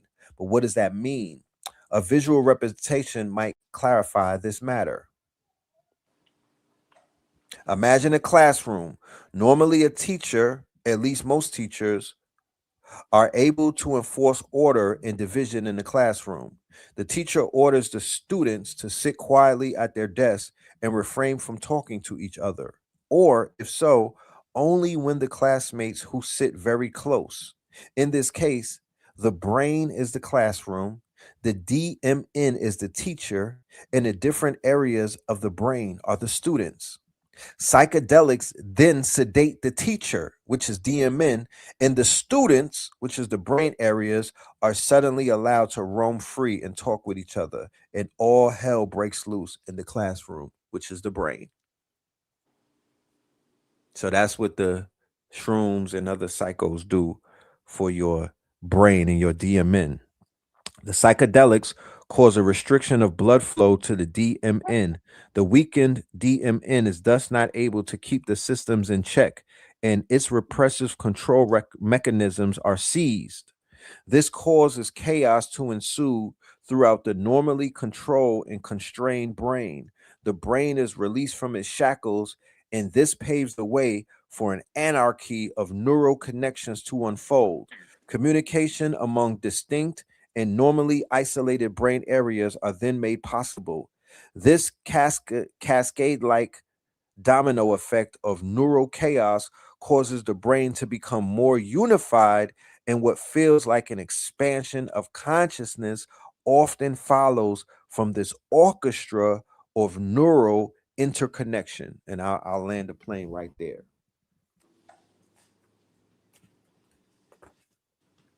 You want to add on to that by any chance? Um, in my experience, naturally just being a Pisces, like it's kind of easy for us to slip out of the default mode, because we naturally kind of live in that etheric space. But yes, doing this type of work, working with the sacred medicines, definitely assists you to open up different channels in your brain and even remove certain firewalls that keep you from seeing things from a higher multidimensional perspective. And I truly believe like the ultimate experience beyond the default mode is seeing everything as one thing, and truly having an omnipresent experience, Yeah. where everything you could relate to everything. You're no longer fragmented in how you are able to codify your reality. Mm. Real, Yeah, and I real. think it's interesting you use like the teacher and the student analogy, right? Like the teacher's gone and now the students can interact with each other.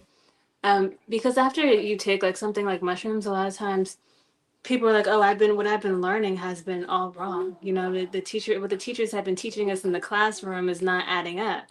And now that we're able to, you see people now talking to each other about it, like, "Hey, that's not adding up. We need to learn something different," and not in like a hierarchy way where there's some professor who knows this much more than you and is bestowing this and their information onto you. Like, no, we have to study and we have to learn and we have to know better for ourselves. Yeah. So I really like that analogy that she used. And then I did want to take this second just to say thank you for having me on your platform. I do have to go tend to the baby, but I Yes, really yes, appreciate yes. it. Indeed. Shout out to Zaire in the building. Young God. Yeah, he was up in the space with us, vibing. And Is Prince um there? Prince, actually they just got on the road. So Oh man. Prince is just a I, little magician himself. I would have loved to hear from Prince. yeah, he's a sweetheart. Yeah, the children definitely brought a powerful energy to the space, even though we had them in their own space while we, did what we did. It was beautiful to have that the dichotomy of that energy. So yeah, it's powerful. Nah, definitely. Is there anyone that we could tap in with real quick that was a part of the Um, ceremony that wants to share any insight? definitely. There's a brother, Jamil. He goes by the name of Haroon. He kind of came in on the back end and he Yes. missed you. You guys are like two ships passing, Yes, and yes, yes. How you doing, brother? How you doing, man? All is well, my Yes, brother. sir. How are Yes, you, sir. Jamil? Man, yes, sir. I've been watching your content, man, for years. So I just really appreciate you, what you're doing for our community and helping people to Indeed. heal. Yeah. I appreciate you, Yes, King. sir. Yeah. So that whole experience, man, like I'm still feeling the effects of it. Last night was really, really, and it was intense. It was a rebirth process. It was The supernatural. It really was supernatural, and for this to even make sense, so to tie all this back in, I had been on my spiritual journey for my whole life, but I was an herbalist since 2016. You know, was inspired by Dr. Sabi. My mom was a health teacher there for years. My dad he played pro basketball. He became an herbalist. You know, since the 1970s, so I was born into it. But on my journey, I took Iboga. Right, I was going through my grandfather transition. You know, I was going through a difficult time. Got relationships. There was a lot on me, so I took Iboga. And the things I saw and heard, and my soul speaking to me, show me what's my purpose. It said my purpose is to heal, build, lead, and protect. Months went later, it went by. I had a yearning for trying to find out who I am. Like we as souls, we all reincarnate on this planet to raise our consciousness. Earth is like a school. So I said, who am I? Like I want to find out who I am. So I reached out to her lady. And on the FaceTime, she said, one of your past lifetimes, you were an ancient Egyptian pharaoh, ancient Egyptian warrior. I was like, okay, that resonates with me. So my dad goes to Egypt and he says, son, who does this look like? And there was a picture of King Caesar III. I'm trying to pull up my phone right quick. Right here. The 12th dynasty. That's your doppelganger, right? Look at that. But check this out, though, right? The lady that told me that, she called me by accident the very next day I posted this. Now that's the eye of Haru. Yeah. So I was born with it on I was born with it on my arms. Wow. Now it was so crazy that my dad did a spiritual reading for me, and I asked him, I said, because I was seeing extraterrestrial beings when I first took Iboga. And I said, please, I said, am I extraterrestrial being that reincarnated on this planet? He said the answer to your question. He pulled the eye for Haru stone. He said the answer to your question is yes. I was like, wow. I said, am I Haru reincarnated? He says the answer to your question is yes. So I go on YouTube, type in Haru. Now this is Haru, right? So the pharaohs are known as the earthly reincarnations of Haru, right? Yes. There's a comic book written by J. Beyond Comics called Haru, right? He's 6'3", 196 pounds, breaking chains. I'm 6'3", 196 pounds. That's me breaking chains. I didn't make that comic book. I reached out to that brother. He doesn't, I even exist, and that's me breaking chains right here. But long story short, everything that I've been going through my life has been breadcrumbs to this very moment right here, where we're at now. And this is Oh, you got to show them how you bend metal. Oh yeah. So you're an Olympian, correct? So not in this lifetime. So I played for the USA team. It's a sport called kabaddi, and we played in front of like 117 million people. It was an amazing experience. I always wondered why that opportunity just come about to me, right? I played football. I'm a pro arm wrestler, so I'm in MMA career. So I'm really big into training stuff like that. But I always thought it was just interesting. So when I took Iboga again, I asked to be shown on my past lifetime. So I have a statue, and not to get too long winded, I apologize if I'm talking too much. No, I have you good, my brother. We here. Yeah, but I have a statue of Haru on my altar. And when I took Iboga, where the statue of Haru is at, I saw a man running on the track and field, looked like the 1930s. Then he took off, and the next man came to the screen. He was wearing like this all-white Saudi Arabian guard with like an 1800 style rifle. He took off running. The next person came to the screen, looked like a Seminole warrior, Native American warrior, like a South American warrior. And the next person came to the screen. I couldn't really couldn't make out who it was, but I said, "Who?" I told her. I said, "Was that Jesse Owens, the first person I saw?" Now, what's so interesting about it's mind-boggling to me about all that is that I used to race my mom's car when I was a child, pretend I was Jesse Owens, right? Now, when the Iboga shows you something, if no one's ever, you haven't worked with the Iboga is the most powerful psychedelic on the planet. You go within, it's a tree of knowledge. So it shows you and reveals things to you. So I asked for a confirmation. I want to tie this back into the experience we had last night, which was just monumental for me and my journey in life. But I prayed for a synchronicity to be shown if I was actually Jesse Owens reincarnated, right? So the very next day, I checked my Instagram reel when I posted. The stats got 1,900. I don't know if they see this. The stats got 1,980 views. Jesse Owens died in 1980. You see right here, it says initial plays, it got 1,992 plays. I was born 1992. Under this, it says average watch time, 31 seconds. I was 31 years old at the time. And right here, it says real interactions, 333. My life had numbers 33. And wow. Literally, so it's, and then when I took Bufo, there was the 333. So just everything was just aligning itself. But then I met my bro Tutu Ra, his past lifetime. Yeah, literally Yeah, the that's most my guy profound book. right there The most with the profound. Yeah. yeah, with Reconnection. what's the name? With In Emmett in Till in Till King Tut. Yeah, and with that's my King brother. Tut. You And feel what's so me? crazy, when we connected, he came to my placement, we were just connecting, we built, and I have a statue of King Tut watching over me that I've been looking at since before I was even born. And I would always look up to the statue as a child, anything I like kind of went through like difficult things in life.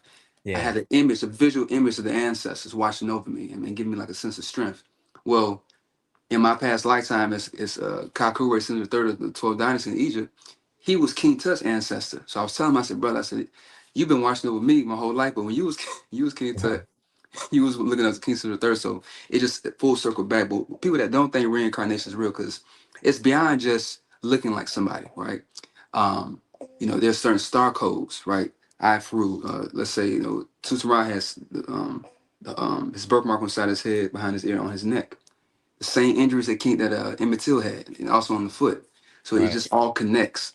But last night, I took the Bufa first, and I took like a larger dose of Bufa, and it wouldn't like go down. Yeah, that was the night before last. Right, and it Right. wouldn't go down. Right, I was like, man, 'cause I don't smoke, so I'm like, what's Right. going on? What's going on? Now it's like there was some type of block that wouldn't allow me to push the smoke down. Down. Right. When Jesse Owens died of lung cancer. And Christopher, who was playing the flute, he was sitting on a chair that was shaped like lungs, looking right at Hmm. me. So I was just like, wow, right? Um, so when I eventually, I did debate, and I went under, and it was just, I was just calling out to the Neteru, the ancestors, the other Nusubidis, King Caesar the second, the third segment. I was calling out to Tahuti, Amun Ra. So it was just like I was really just kind of like going to a trance. But Right. last night I took the Bufa first one day, then I took the Bogai and the psychedelic mushroom, and it was a lot, right? Because usually when I say mushrooms, it feels like I'm being stretched apart. Now this is I call this like you want to like learn how to fight. Right. So I trained with Lorenzo Hunt, bare knuckle warrior, Sam, that's my coach. And it's almost like if you're trained to fight one person versus now you train to fight three people. So it's almost like your coach throwing you in the gym with three people. This the spot with. It was a Write lot. that down. So but it was what I needed for my soul, right? If I am who I say I am, I need the most difficult. And I'm very appreciative that she did that to me, because it really pushed me to another level. I could tell on my journey. But in the moment Could we I was scared. real Listen, quick? I was scared, bro. I ain't gonna lie. Could That's we totally. could we talk about Coach Ariel Yeah, but and her yeah, approach yeah. to She's a warrior. her god body? She is a Yeah, warrior, she's a unlike warrior. Absolutely, many. Yeah, her absolutely, warriorness absolutely. And is unique. She is the coach of the gods. You know what I'm talking about? She is an Olympian coach. She is that's going to bring the god out. Like, yeah, please understand, yeah. it's not heavy-handed with a velvet Right, glove. right, It's more of a, she's the oracle. right, She's here to turn on whatever that button is, that God, but wherever it's found, she's gonna find right. it and she's gonna turn it on. And So salute, I'm salute to your I'm your so lead. appreciative. Absolutely, and then this is so just divine about, because I'm at this moment, bro. I've never experienced that before in my life, right? I was scared. Like I told Chris, I said, man, bro, I'm scared right now, bro. I gave John my phone number, said, man, just I didn't know what was going on. And in that moment, I've been trying to overcome anxiety in my life, right? OCD and Right, anxiety. So in that moment, it's like, oh man, so I'm just like, I'm in and out of, like, not conscious, just in and out of reality. Like it's like In and out of the default yeah, mode. yeah. It was just like my soul. It was like and I'm like, and people was talking. I'm just, man, it's like it was just so much. So I was freaking out, but I was still remaining calm. I was trying to go within. nervous And system. it got to the point, Errol, she grabbed. So this is what I want to show. This is the supernatural aspect of all this taking place. So let me get the other one. So let me get both of them. So when I first got here, right? So I look for star codes. When you know you're on the right path, the universe. Right, I'm actually in the process in Tusra. If you watch it, bro, I love you, man. He always gets me about making sure that I tell my story to the world. And I have been going through like a lot of anxiety, right, in my life. You talk about reincarnation. There's a lot of people out there that's faking it. They just trying to get a following. They're trying to make up stories. But this is right, something that I wasn't even trying to find out who it was. I was just trying to overcome a major life issue I was going through, right? right. And not accidentally, but it's almost like by me trying to heal myself, I broke open that glass and was shown who I was. And Tutamara the same way. He was fasting, he was doing comedic yoga, but when he took the herbs, he was showing that he was Immatil and King Tutankhamun, Tutankhamun, King Tut. Right. So last night, now I know people that's watched this, there's many people that claim to be such and such, and I'm not trying to put myself on a pedestal. I'm not trying to make myself seem like I'm better than anybody, but this was just my story. And the bold guy showed me this. And there's many other brothers and sisters that's watching this is going through a difficult time in life. They're not understanding why things aren't working out for them, why the business keeps failing, why come they make it to the NFL, why they didn't do this such. It's because your soul chose the life that you're living. Because if you had not gone through those difficult times, you would have never took that plant medicine to begin with. If I would have Right. not had sports anxiety, I could know playing pro football, right? But I would have never discovered who I was. So my soul chose this mission I'm in now to share with the world. Now, last night, that was probably the scariest moment, bro, ever in my life. I'm 33 years old, 33. That was the scariest moment, but it was the most needed transformation, I think. 'Cause I've taken the Boga like 4 or 5 times before. Right. Taking psychedelic mushrooms, never took them together. Right. Right. So it's like your coach trying to tell you to go with your spar partner, and he throwing 3 people at you. It's like, oh Right. shit. Now this is the thing. This is the reason why I'm so in the moment I was scared, but I was still trying to listen to it. But I really appreciate her not even more because she said, you can bend metal, right? She said, you can bend metal. You know, so You can show me. yeah, so let's see. Your phone Yeah. over. So I basically I do like different feats of strength. And it really held a lot of weight when Because he lost control of his body. He lost control of his mind for a Of his minute. He faculties. right. So, yeah, he lost control of his faculties, and he was traveling and trying to sort out things. And we started with the breath work, but I had to feed him psychically the right, right frequencies for him to remember right, his power. right. And so this Right. right here, this is what you're talking about here. It's like a frying pan right here.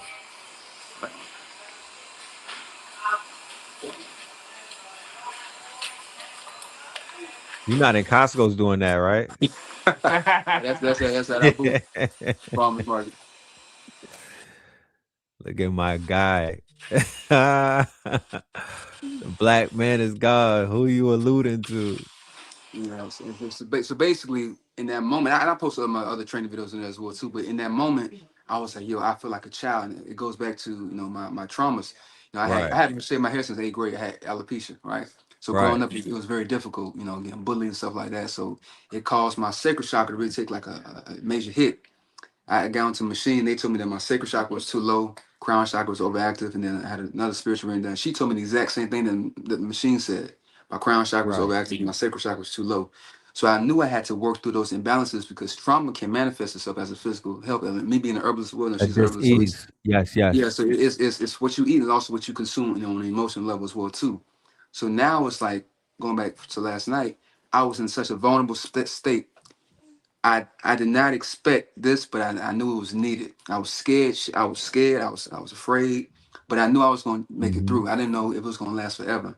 So Right. I was woozing, and she grabbed me by the hand. Right? She grabbed me by the hand. She walked me right. Now, before I say this, before I took it, I saw a ancient Egyptian papyrus of Haru holding one of Neteru's hands, leading her to the to Ma'at, and there was another one. Haru was leading one of Neteru to the Neteru that consumes the heart on the weighing Yes. of the The heart. weighing of the Right, heart. right. Right. Quran had Naturally. those reliefs, correct? Say it again. Quran had those reliefs? Right, yeah, Because I I saw have those right. reliefs on it. Yeah, I saw Right. those reliefs before I Yeah. left. So I'm about to show you. So I'm gonna tell you first. So it can connect more. So as she was guiding me, she guided me out by the hand. She took me because I was still in and out of conscious. I'm trying to like get myself, not lose myself. She said, "Smell the flowers." So I grabbed it and she took me to the flower and I smelled it. Same way Haru and the Nesru allowed the Nasubitis, the kings, to smell the blue lotus flower in ancient Kemet. Yes. And there was actually, but it was actually flowers that looked like blue lotus underneath the tree.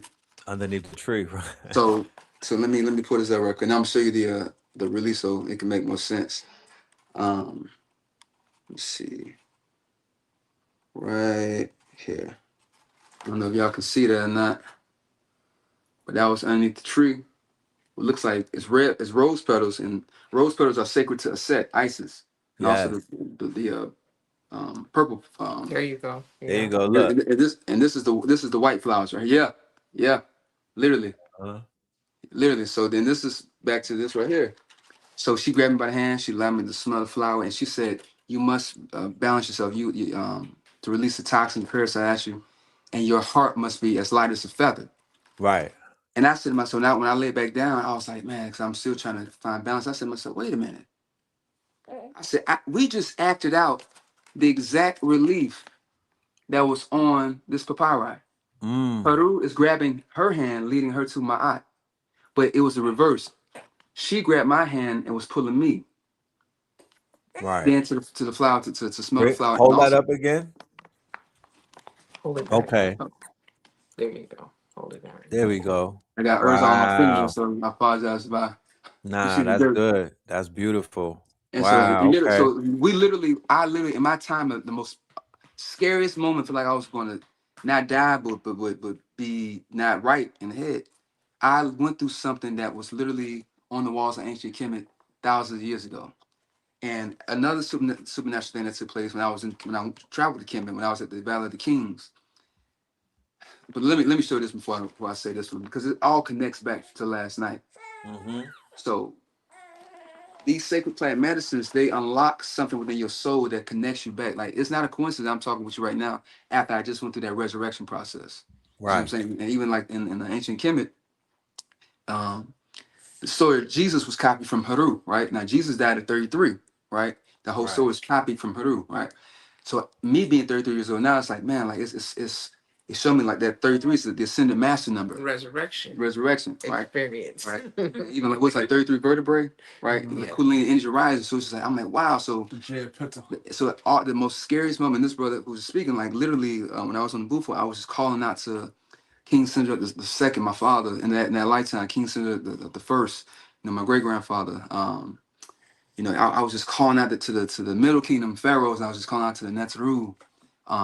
And I was just in such a, like, I was crying. I was just crying, but in that Boga, it really just like, okay, now that you took Bufo, now it's time for you to get jumped by three of the most powerful psychedelic herbs and plants at once. And when I survived that, I realized, I said, you know what? It's beyond just physical strength. It's also strength of will in the Yeah. mind. Allow the Haru within you to rise up and to overcome any obstacle that you're going through in life. Many people that's watching this is going through anxiety, depression. They want to end their life because they feel like they don't know their course. That they went through, let's say, assault, as a child, anything, right? But as you get older, you must heal the inner child within. Taking sacred plant medicines can definitely help accelerate your growth as well. Doing the inner work, and breath is so important. I really see that now because the cat. This is another thing too. I was in that state, man. I was just losing it, but I was still trying to remain calm. And I just laid on the ground because I was like, man, I feel like I'm being stretched apart. Now, me being a pro arm wrestler, Right. so I got 7th place at the IFA World Championships. I got 3rd place at King Floyd Arm Wrestling Tournament. But I'm going up against some of the strongest guys on the planet. And I'm like, they on the special Right. gear, the sauce, the juice. And my sport is just trying to amplify as much power, as much strength and power as I can to defeat obstacles. So in that moment, that was the most, no opponent I've ever went through in my life made me feel like that before. I mean, all the guys I've sparred with in MMA, guys I arm wrestled, that moment last night with Ariel and the medicines was literally the most transformational experience I've ever had before. It was very scary, it was very terrifying. I was trying not to scare people and freak people out, but I myself was freaking out. So I'm trying to remain calm and balanced. But when I lay down on the ground, I was just in and out of it. Can you say about what you saw with the cat? What was happening? Oh yeah, so he told us before we actually went in with the medicine, like we was just building, and he told us that the cat is his protector, and he was showing us the pictures how the cats always show up around him and everything. So Right. I have him like on the earth doing breath work and grounding into the earth, laying in the grass, and then this cat that had been around next door jumped on top of the car and just sat in kind of like a great sphinx position. Wow. Then after like 15 minutes, as we getting deeper into the conversation and I'm breaking down the science to them and explaining certain things to them, the cat jumps off the car and walks up to us and sits right in front of him and then starts transmuting a lot of the energy. The cat's yawning, the cat's paying close attention, the cat is just sitting right in front of us. And it's Mm. not even a cat that just so friendly like that, but The this cats cat, run away. yeah, this cat was just very, in tune. It's like almost like how we was talking about on the last show that we came on, and how we are when we're in this higher dimensional energy and out of the default mode, the animals recognize us. So the cat recognized us Right. in that space and knew that it was a healing ceremony and decided to join and participate Right. and support him and fight off etheric parasites in that space. And then all of a sudden, boom, he threw up. He started purging, Yeah. start releasing, and then he started to get his memory and consciousness. And then all of a sudden, he had this powerful breakthrough. Right. But I did remind him in the midst of the space that you can bend metal with your bare hands. That's supernatural abilities that not everybody even has, let alone activates. Right. So you need to take Yeah. that power and learn how to use that force to Right. cleanse your auric field and remove density off of your consciousness, off of your psyche, and off of your vessel. Right. And Mm. then it clicked to him like, damn, you're right. How can I bend metal with my hands, but I can't even control my own mind, body, or spirit? I have to turn that power inwardly Right. to refine myself with. Right. Right. And what I think, well, what she just said is truly profound, man. Because when I first took Iboga, right, and then I got led to my past lifetimes as a Kakuri since the third. Well, so when I did my research on him, I posted him on my page when I was back in high school. I had no idea about this, right? And when I did my research on him, they said he was the most powerful warrior pharaoh of the Middle Kingdom. He was worshipped as a god of war by the Nubians. So he was fighting against the Nubians, but his own enemies were worshiping him as a god. So I'm just like, wow, Right. like what were they seeing on the battlefield He that they got busy. his not even, and so crazy, he wasn't trying to put himself on the pedestal. He literally would fight front line on the battlefield. He would also do manual labor with his people. He didn't see himself as better than his people. He saw himself as let me lead by example. But to get get the Nubian archers and warriors that defeated the Romans, right? They worshiped him as a god of war. So I remember my first time taking the bow guy, I heard his voice that said, "Can you hear me now? Can you hear me now? I'm inside your mind. I'm inside your mind." And it was so deep and powerful. It scared the shit out of me. I've never taken 5 spoonfuls of Iboga since then, and that was back in 2020. And I was just like just terrified. And then and he was just speaking. He was like speaking all throughout my whole body. And it sounds crazy, but when you're under the medicine, however the medicine's trying to get teach you, it's going to teach you. But I told the people that was over the retreat, and I said, yeah, I heard a voice. They said, you heard a voice. I was like, yeah, nobody else heard a voice. It's like only select few people get to hear a voice. He said, that was your soul talking to you. I said, nah, that wasn't my soul. That was God that created. That was the Most High. So no, that was your soul speaking. Well, later on, I found out who I was in my past lifetime. I said, my dad told me, now that voice within you scared you. Now, when you do different pieces of strength, like it can scare other people as well, but that just showed me that I have the power to overcome obstacles in my life, the mental challenges, let's say anxiety, OCD, stuff like that, stuff that I've been kind of fighting with for years. This moment now I realize that, okay, I need to actually rise within myself and use that very same power that allows me to do all this other stuff, strength wise. Now it's able to strengthen mind because even back in 7th grade, man, going through real bad bullying, I got bullied and I threw like a little piece of paper on the bully's backpack. He saw that land on him. He came back. He just started wailing on me, punching on me in the face, maybe like 7, 10 times. And I just ate it. Right, I never dropped it. I couldn't get afford to get suspended from school because I was trying to pass my class. And he just hit me like 7, 10 times. And I want to go home and just walk in front of the road, let the car hit me. That's how depressed I was about alopecia, the hair loss, the bullying, stuff like that. Because I Right. started losing my hair when I was like in 1st grade, 2nd grade. It'll come Right. in, come out, come in, come out. So all the bullying, all the taunts of what children say just really affected me over the years. But not realizing that the high priest, ancient Kemet, were also clean shaven. Some of the pharaohs were also clean shaven. So like, Super I was like, fat. wow, I was like, wow. And then what was so interesting is that the alopecia started affecting my eyebrows, and my left eyebrow was disappearing, right? And then, like it disappeared.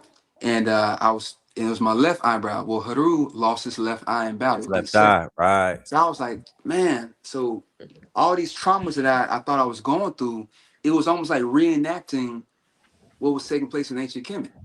And it's just like, Physiology. yeah, it's like it's my life being used as some type of, you know, I guess vessel. I'm not sure, man. I'm a student. I learn from people. I really feel like all the supernatural things that I've experienced led me to this point with Ariel and the work that she's doing here, man. It's truly amazing.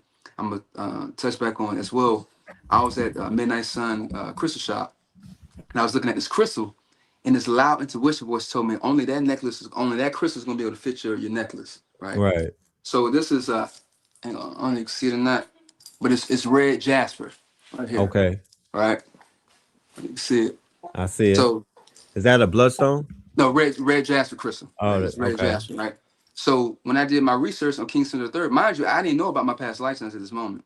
When I did my research on King Center III, come to find out, right here, look at the necklace.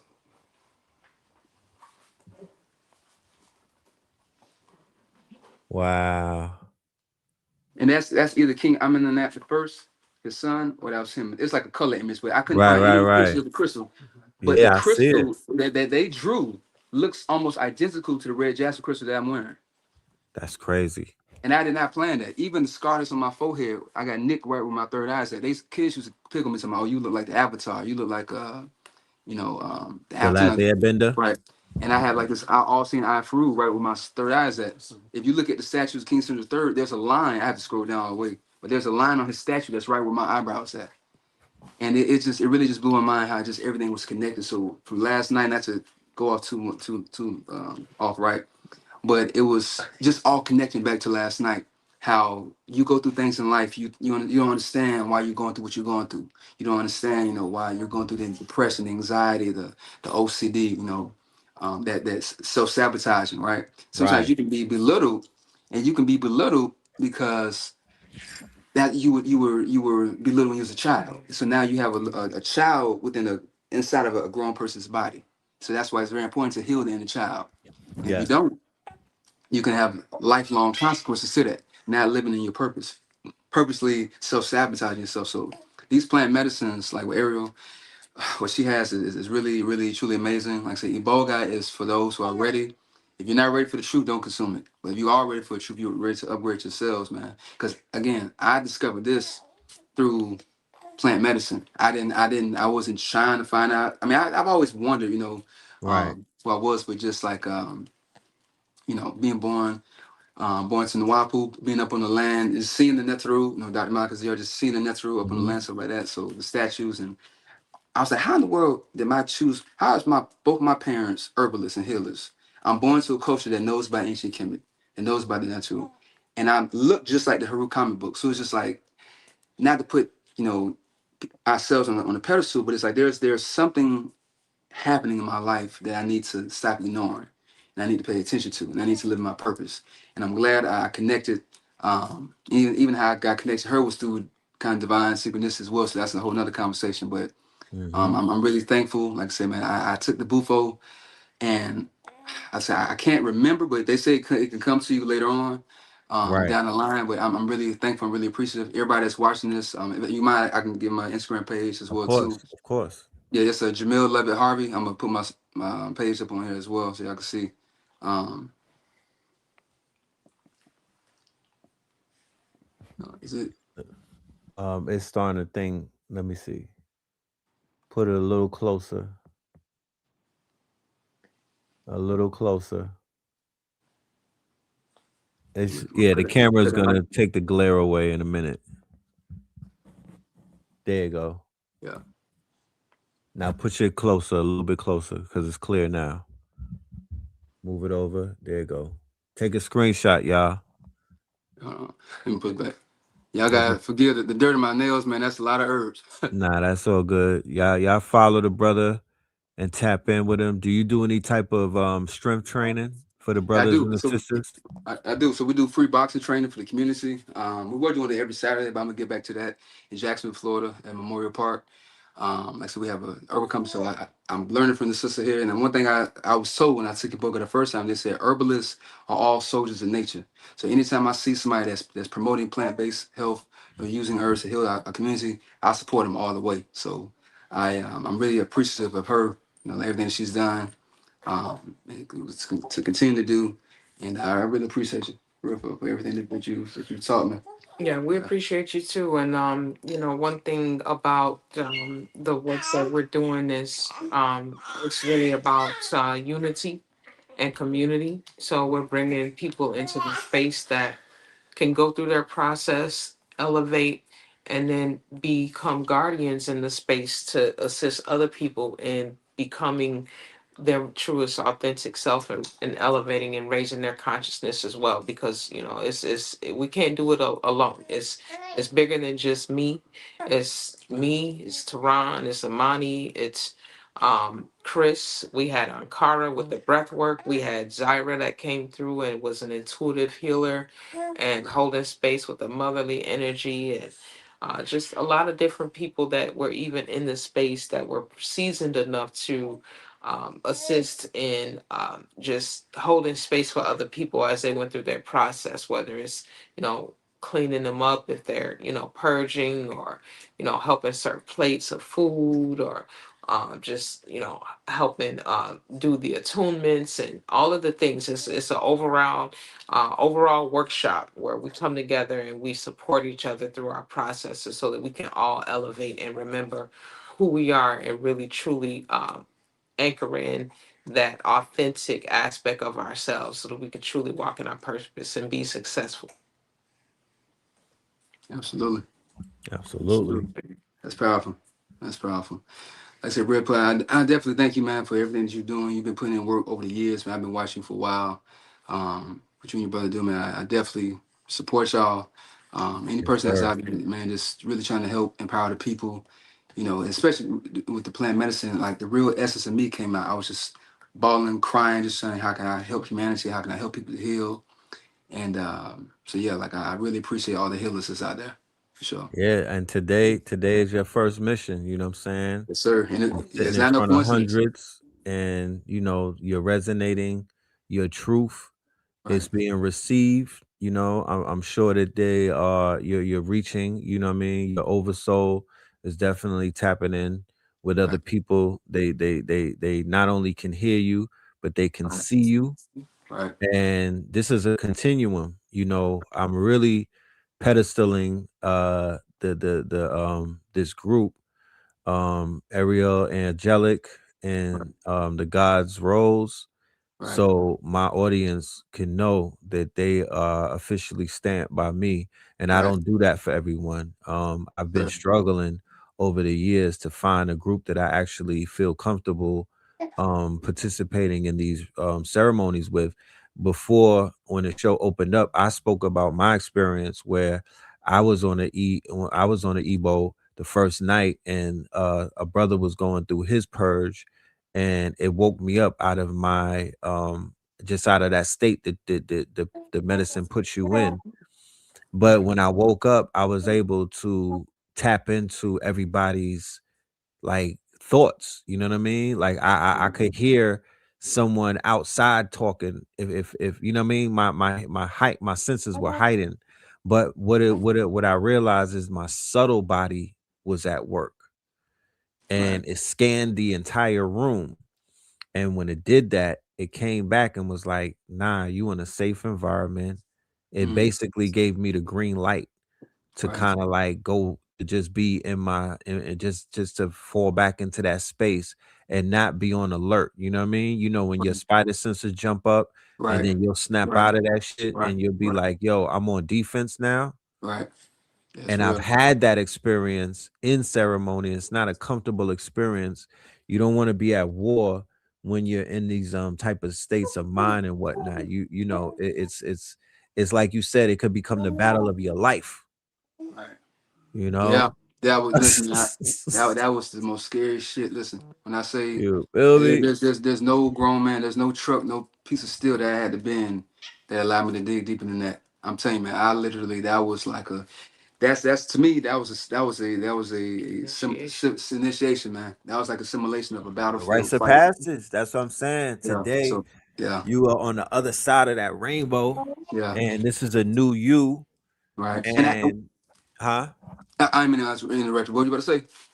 Nah, I'm just saying, like, imagine like the day after when you win that Mr. World Atlas belt, and now you woke up as a champion, right? Wow. Wow. So you Wow. basically was in the Coliseum, the etherical Coliseum, the galactic Coliseum, Mm. and you were fighting false expectations appearing real, false dimensions, Yeah. false realities, a fake Yeah. timeline, and you was able to shift back into the right timeline that's going to lead you to your ultimate truth that Right. you've been searching for. So I just wanted to say welcome back, you know what I Yes, sir, mean? brother. And you know, I look forward to linking up with you. I will be back in your part Absolutely. of the woods, or you'll be in our part of the woods, but we Yes, will sir, be man. linking up Yeah, very soon. he's a local, so you know Jacksonville, Yeah, Florida. he's definitely gonna be a part of the yeah, Jacksonville crew. yeah. Right down the block.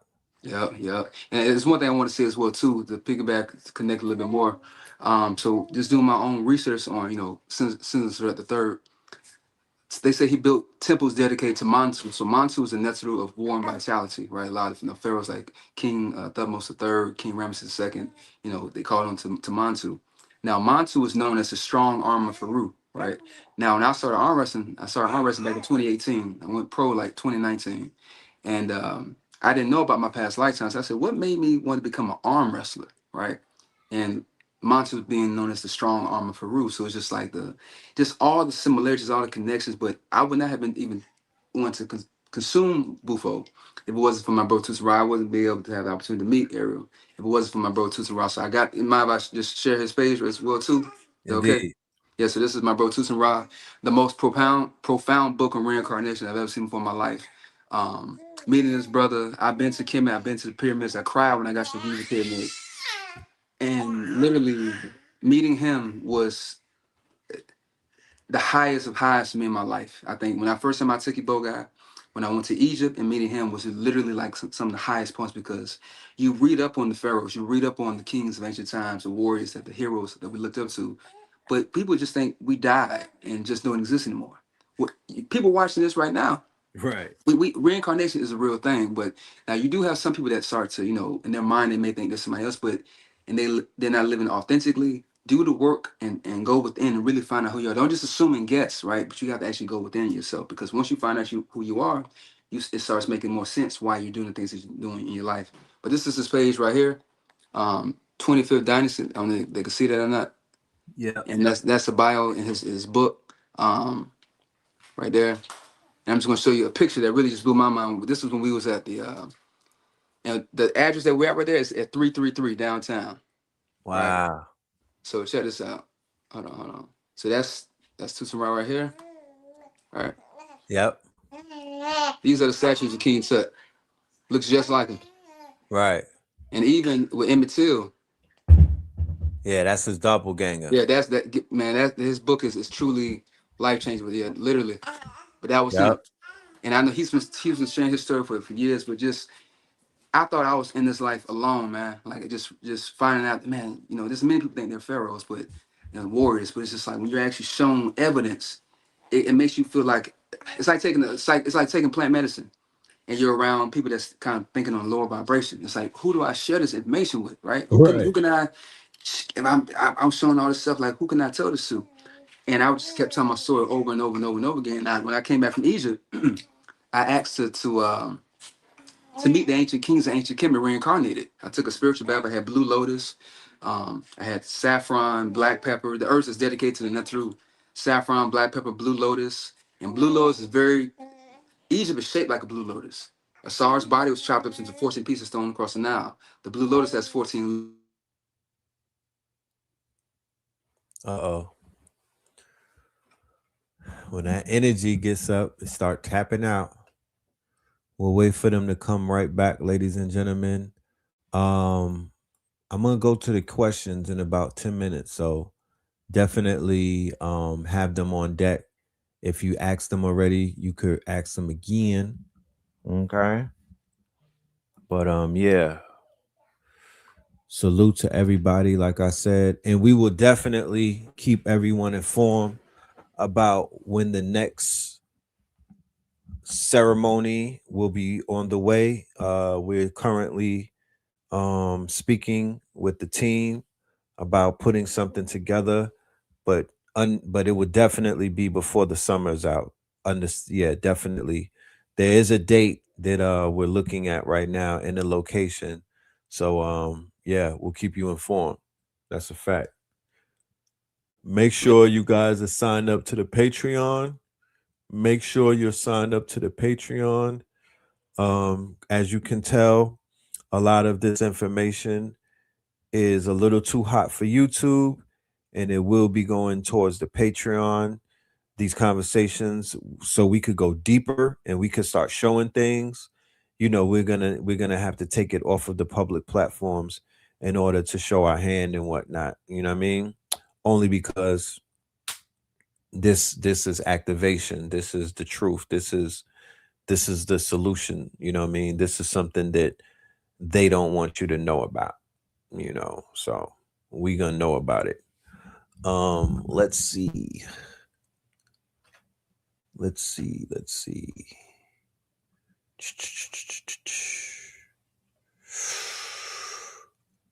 Real quick, while we wait for them to come back. Nah, I'm not gonna do that. I was gonna play a video. Oh, yeah. Let's play this video. And what I also need you to do, give me a B-roll of everybody laying down so I can splice it. 1, 3.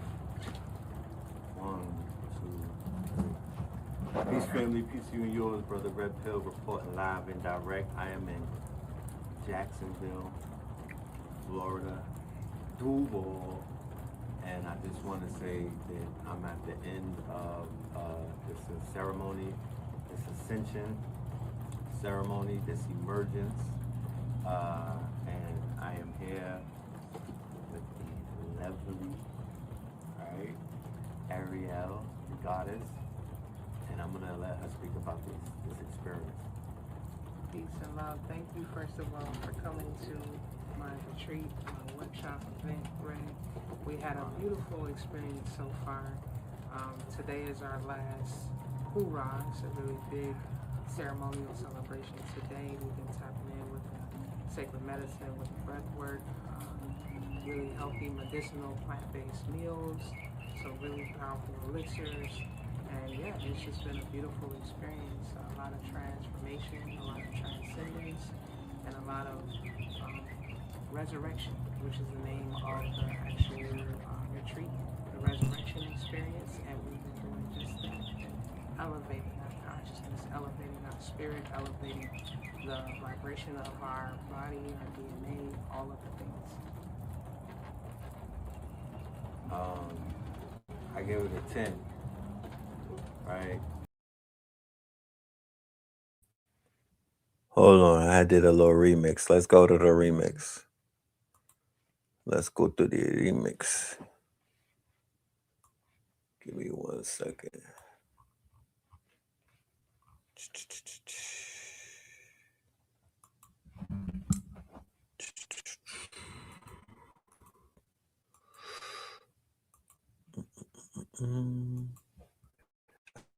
The captions. Sometimes people at work, I want to be able to put the captions on it so you can look at it. Do you already know if I'm going to take it? Wouldn't be much. Peace family, peace to you and yours, brother Red Pill reporting live and direct. I am in Jacksonville, Florida, Duval, and I just want to say that I'm at the end of this ceremony, this ascension ceremony, this emergence, and I am here with the lovely, right, Ariel, the goddess, and I'm gonna let her speak about this experience. Thank you, first of all, for coming to my retreat, workshop event. We had a beautiful experience so far.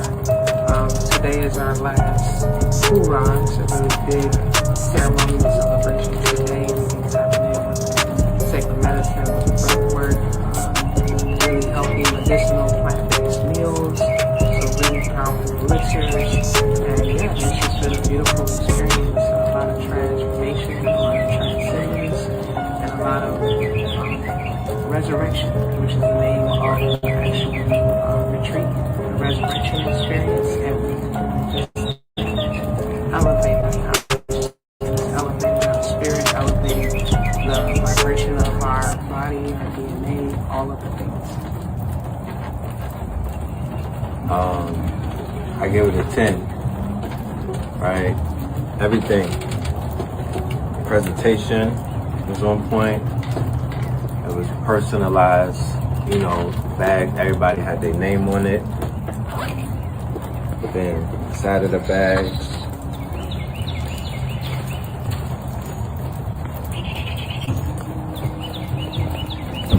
and then an iboga seed right here, right?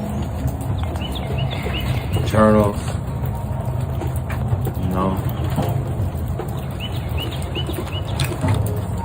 a mirror, and this right here, this was food, the wood.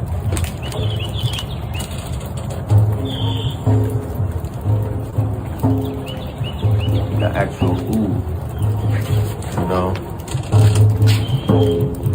Smells amazing. Amazing, you know. Amazing. I had to add on with the oud,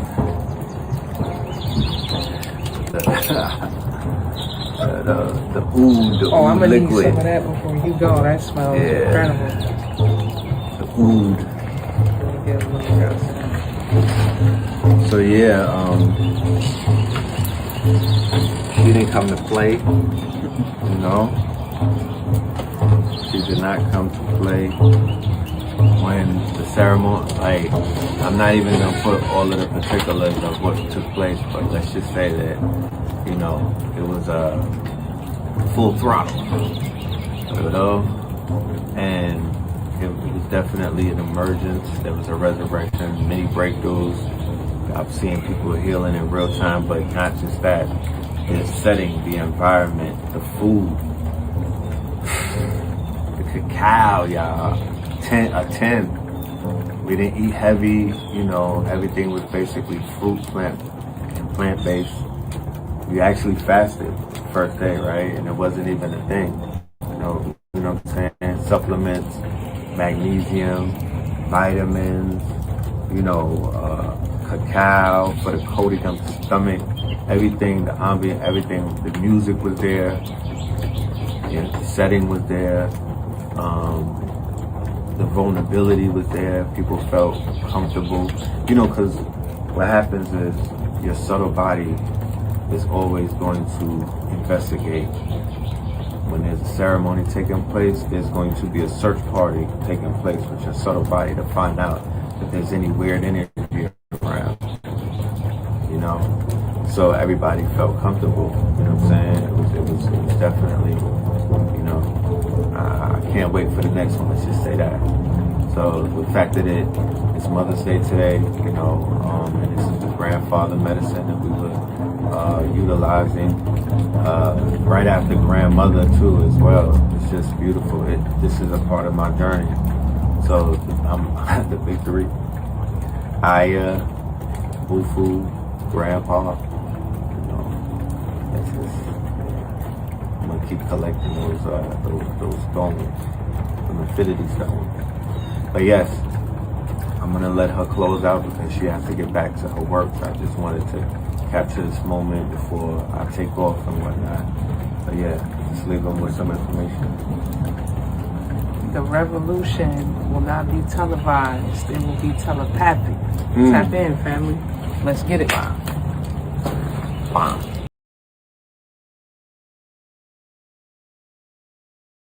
So there you have it. The revolution will not be televised. It will be telepathic. Okay, that's a bar. All right. So we're going to keep everybody updated as to what it is that we're going to be doing. Okay. We'll let everybody know. Okay. And we will be bringing the family back on the show so we could, you know, follow up and do more of these panels, right? With the practitioners and the healers. Shout out to Melanin Dawn. Salute, Melanin. Yes, that cacao was so good. Somebody said, why do I feel like I have to throw up when I take the boomies? Two things could be at play. One, you can have it's recommended that you fast.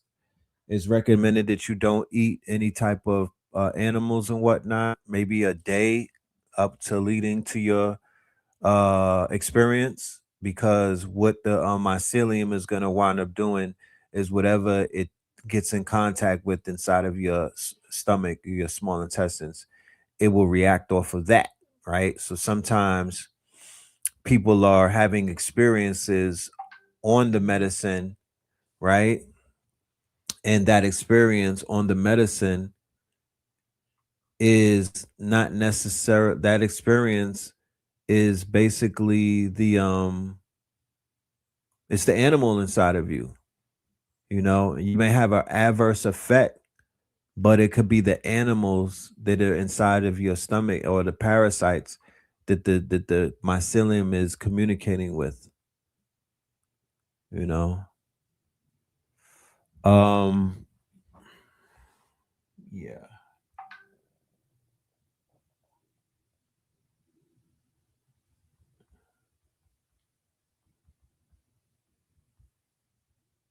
Let's get them back the on the stage in a minute. Somebody said that trauma meat. Yeah, that trauma meat. And the purging part is also essential. None of us should be afraid of purging.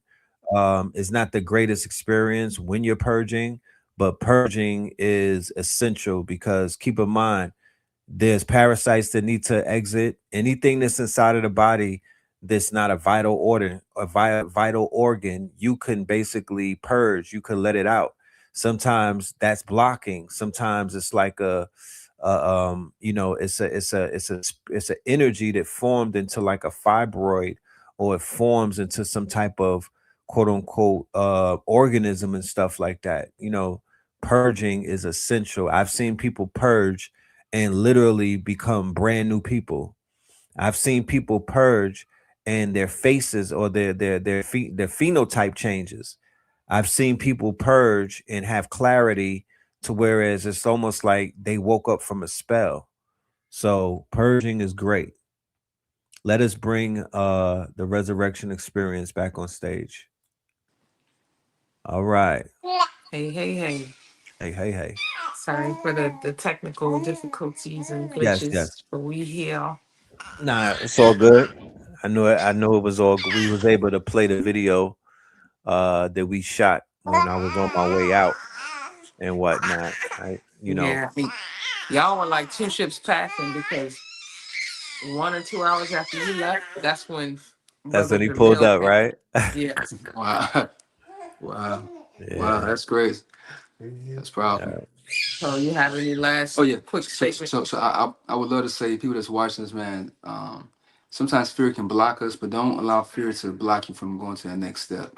You know, I think plant medicine, you know, Iboga is so powerful.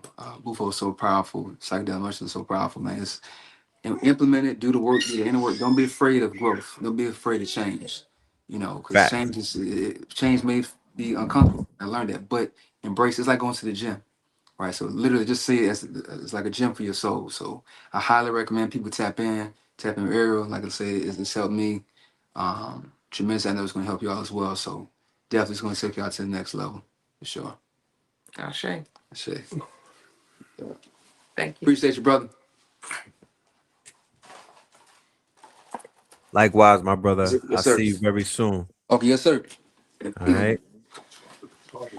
Yeah. So we had about 16, 17 people come through. And yeah, everybody had their own experiences, but one of the things I loved about it the most too is that we actually came together as comrades and supported each other and that congregation, you know, that Right. community, that unity was built. You know, they say Ubuntu. I am because we are.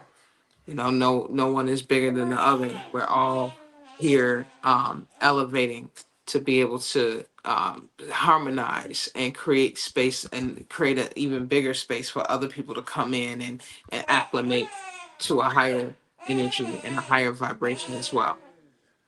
Right. There's a question in the chat. They want to know, when is your next retreat and where? Our next retreat is going to be in Hawaii in August. Okay. So we are going to be collaborating with Red Pill, of course, and also going to be collaborating with Chris. Hopefully, he'll be able to make it. I also have other live musicians as well that play instruments. We also have some other powerful people that are already on the land in Hawaii that have come and sat in our spaces that do really well with their particular land and their culture and their heritage. So we like to tap into the indigenous people, the wisdom of the land and the people, and work with that energy and harmony when we, get out of the country and do these things in other spaces. So yes, that's our next trip. We have limited spaces available. It will sell out very fast. We're probably going to put that information together within the next 2 weeks. We need time to like recalibrate, recuperate, do our feminine work, our salt baths, our cleansing, and just more inner work to just ground ourselves and be on the space where we can actually create the new experience from a clean slate, a clean mental space, and really put a lot of intentions and thought forms that are important to carry into this next journey. Because every time we go into an experience that we're curating and cultivating, it's more refined than the last one. So that's what we look forward to doing, and we look forward to having you all. If this is something that you resonate with and feel called to or drawn to, we definitely invite you to look into these things and join our conversation and join our movement. Wonderful, wonderful. Yes, I'm sure that you are going to have a lot of people that'll be ready for that experience. Once again, I recommend it. I'm giving it a 10 for 10. Y'all gonna get what y'all looking for. Trust. You know what I'm saying? Somebody wants to know something, and it's very interesting question. I'm sure that this is not the only other people may be thinking this. Is the purging the worst side effects of doing this?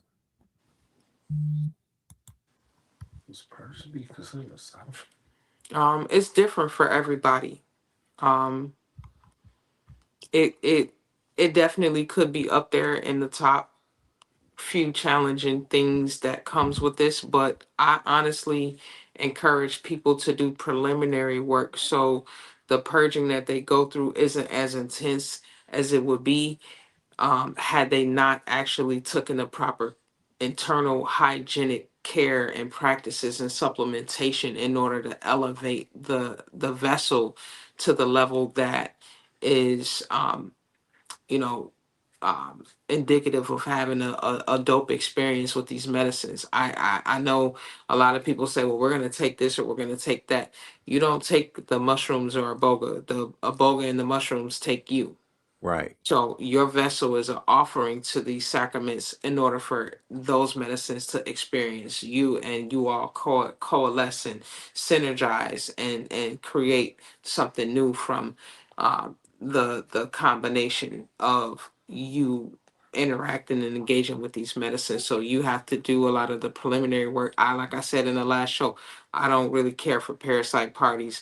Some people that came in on the back end, which I normally don't allow, but I do believe in community over everything. So I do allow space sometimes for people to kind of come in, but most of the people that are coming into my space and that have been working with me have been on my supplements, that they've have done their own internal hygienic practices, and they keep this up as a lifestyle. So when they enter the space, it's not as challenging as it would be had they not done Right. this preliminary work. And if this is something that you want to get into in terms of like just purifying your vessel at a baseline, which I highly recommend. Some people don't need to deal with psychedelics. Um, some people just need to purify their vessel from a baseline perspective, Like Um, clean the blood, you mean? yeah, clean Or the blood, get rid of the parasites, right. increase the ATP and the metabolism, and just drink more water, get more electrolytes, just simple stuff. Some people just need to focus on the simple things and not try to really just necessarily go off the deep end right away. So I encourage that. And if that's something that you're interested in, you can reach out to me on social media or check out my website, angelicalchemy.net, and we could definitely tighten you up either way.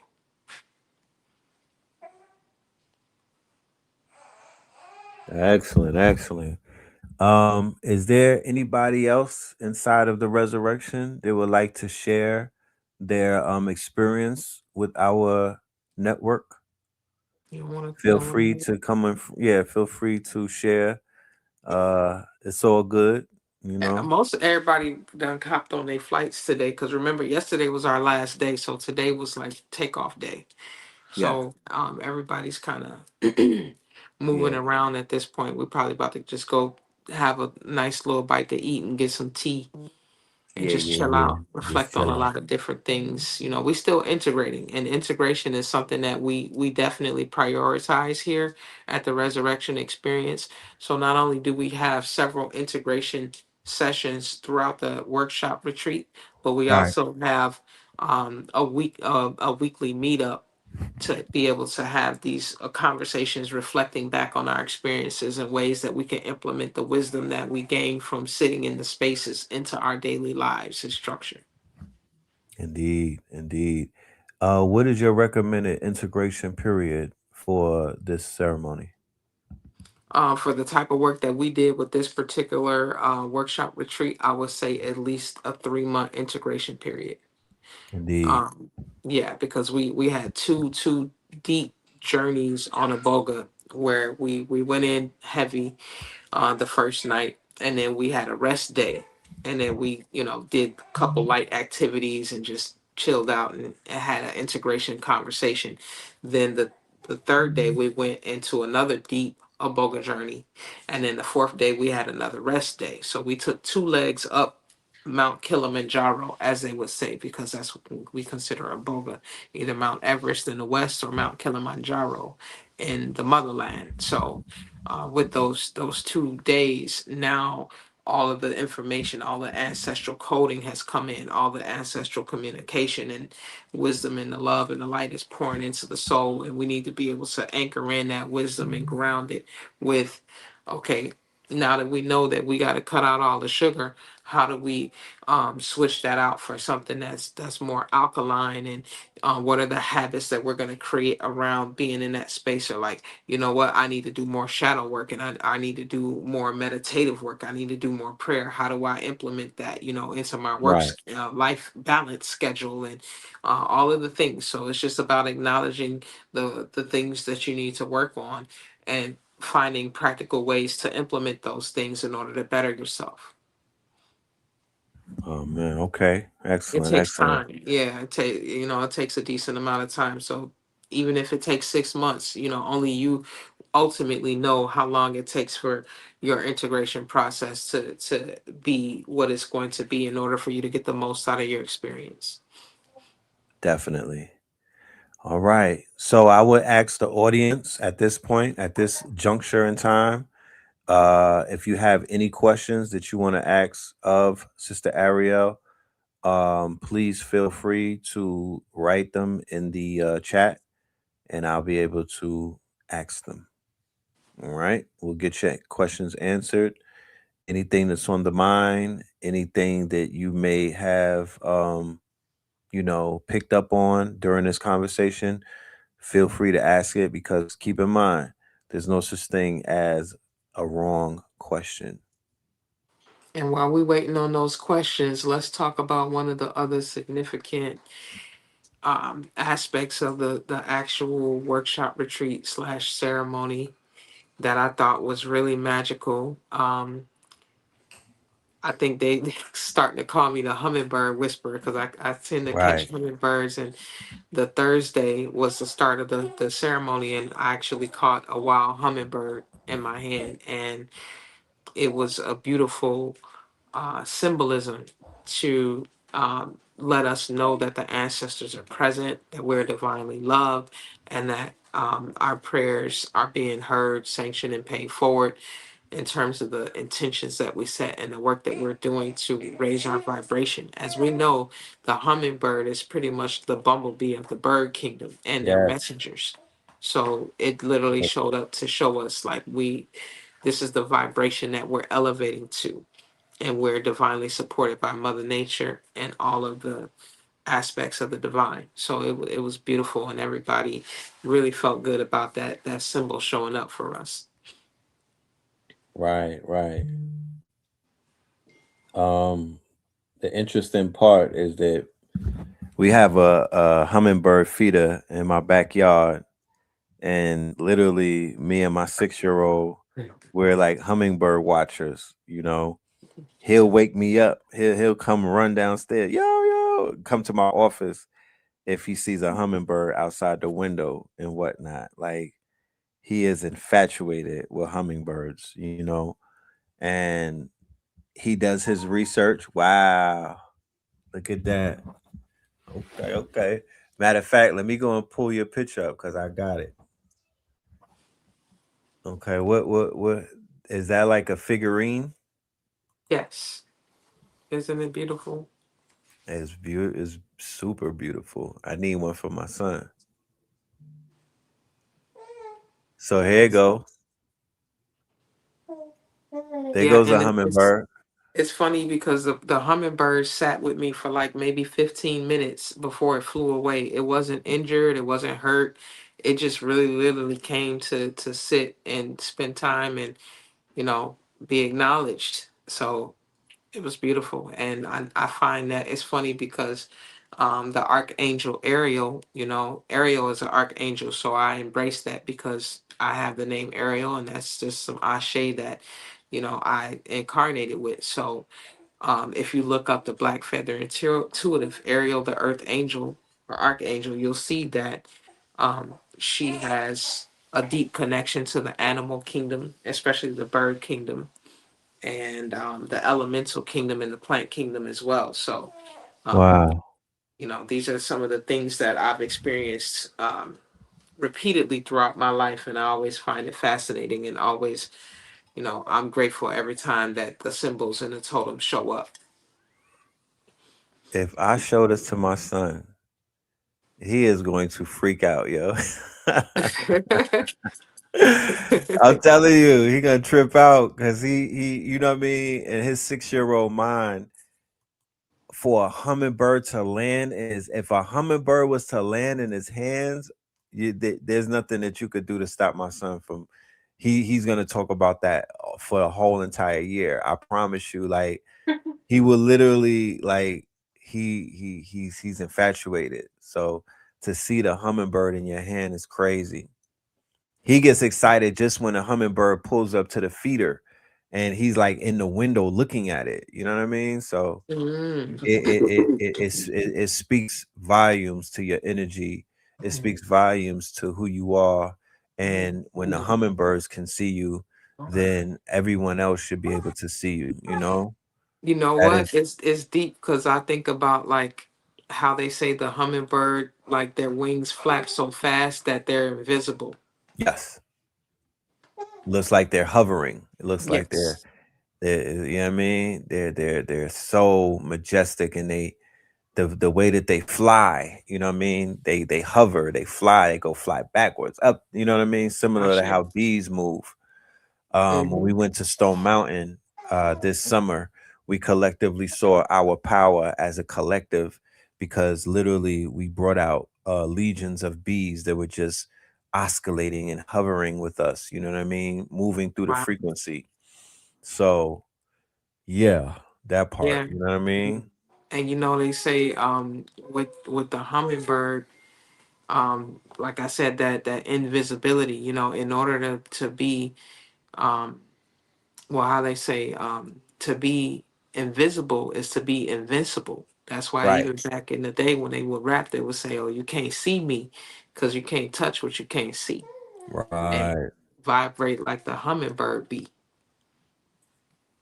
right. Get your vibrations up like the hummingbirds. You don't know? Hmm. So, I don't know if we have questions people are observing and whatnot. You know what I'm talking about? I get that a lot. I'll be like, man, am I, y'all picking up on what I'm putting down or what is going on? But I Oh, no, think a they lot of definitely people picking just, up on it. It's definitely being received and picked up on. Um, if there are no more questions, I will let you continue on your journey and whatnot. I don't want to hold you hostage, but what I do want to say is I'm glad that we chose today to do the show. I was attempting to do it yesterday and I was considerably going up against a lot of opposition on my end. But now when I look at it, I'm like, nah, we needed to finish everything out and then do the recap because it would have been immature, it would have been premature, right? hmm. So the fact that we got the testimony of the breakthrough and last night's, play by play and whatnot, that put a great capstone to our entire experience. That was a great bookmark to have it done today. You know what I mean? I Correct. feel accomplished. I feel like it's completely finished. It is not finished, but the mission is accomplished. And what people came to receive, I feel that they've gotten it. And yeah, I look forward to all of the new potential or everybody in the audience that will be there in Hawaii, the new faces, the new journeys, the new experiences, the new tribe, prepare yourself. August is right in front of you, but it's not that it's giving you a stretch of time to mentally prepare yourself, manifest your ticket, you know what I mean? Do your work, do the magic. I could do magic. We're in a day and time where whatever you want to move towards, all you have to do is walk, give it 2 steps, walk towards it, and it will walk towards you. Do not live in Hmm. lack. Do not live in fear. Do not live in a world of anxiety. Do not live in nervousness where your nervous system is glitching and whatnot. Practice deep breathing, calmness. Um, like the good brother said, we want to focus on the calm system. You know, we have supplements. We have all of the things that you need to get you in that place. Let them I know have a also. question. Yeah, you can go ahead, but I just wanted you to Mhm. also build on if you had an experience with any of my supplements, what was it like as well? Right.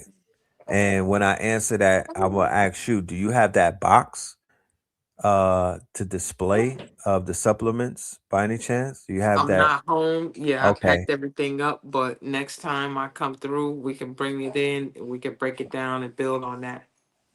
So, well, the first supplement that I could speak about is the magnesium under the tongue, right? That was Hmm. very, and with the coconut water, with the electrolytes, Hmm. like that was very, like something about that magnesium. It just it sparked. It gave me a spark. You feel me? Very salty, like you know what I mean. But I felt it in my cells the minute it because I put it under my tongue, and it seeped into my system, and I literally felt a jump. You know what I mean? Like I felt a spark. The coconut water, wonderful. The cacao, like I've said, the best tasting cacao that I've had, and I was literally when I was in Colombia, I was literally with people who had cacao farms and they literally had packs of pure cacao. They had the cacao that they whipped up and everything. You know what I mean? Like they was dragging it like they was the cacao kings. And I was like, nah, y'all need some of this. You feel Mm. me? That y'all don't, you know what I mean? Like y'all So ain't what? had So what you like better, the cacao or the tiger nut? I would say the tiger nut because I know the properties of the tiger nut. And Mm. I've chewed tiger nut before and it was very bitter, you know what I mean? Like the same with like cola nuts and tiger nuts. I used to like when I was in Harlem, I would have a tiger nut in my pocket and just basically, break off little pieces of it and have it under my tongue. But it was mad bitter, you know? But the bitterness is almost like cascara. The bitterness made me feel like it would activate me. You know what I mean? I would go through the bitterness, but I know that the properties were going into my blood and whatnot. And for me, Tiger Nut was about virility. It was helping me with my virility and my testosterone and whatnot. So I don't know.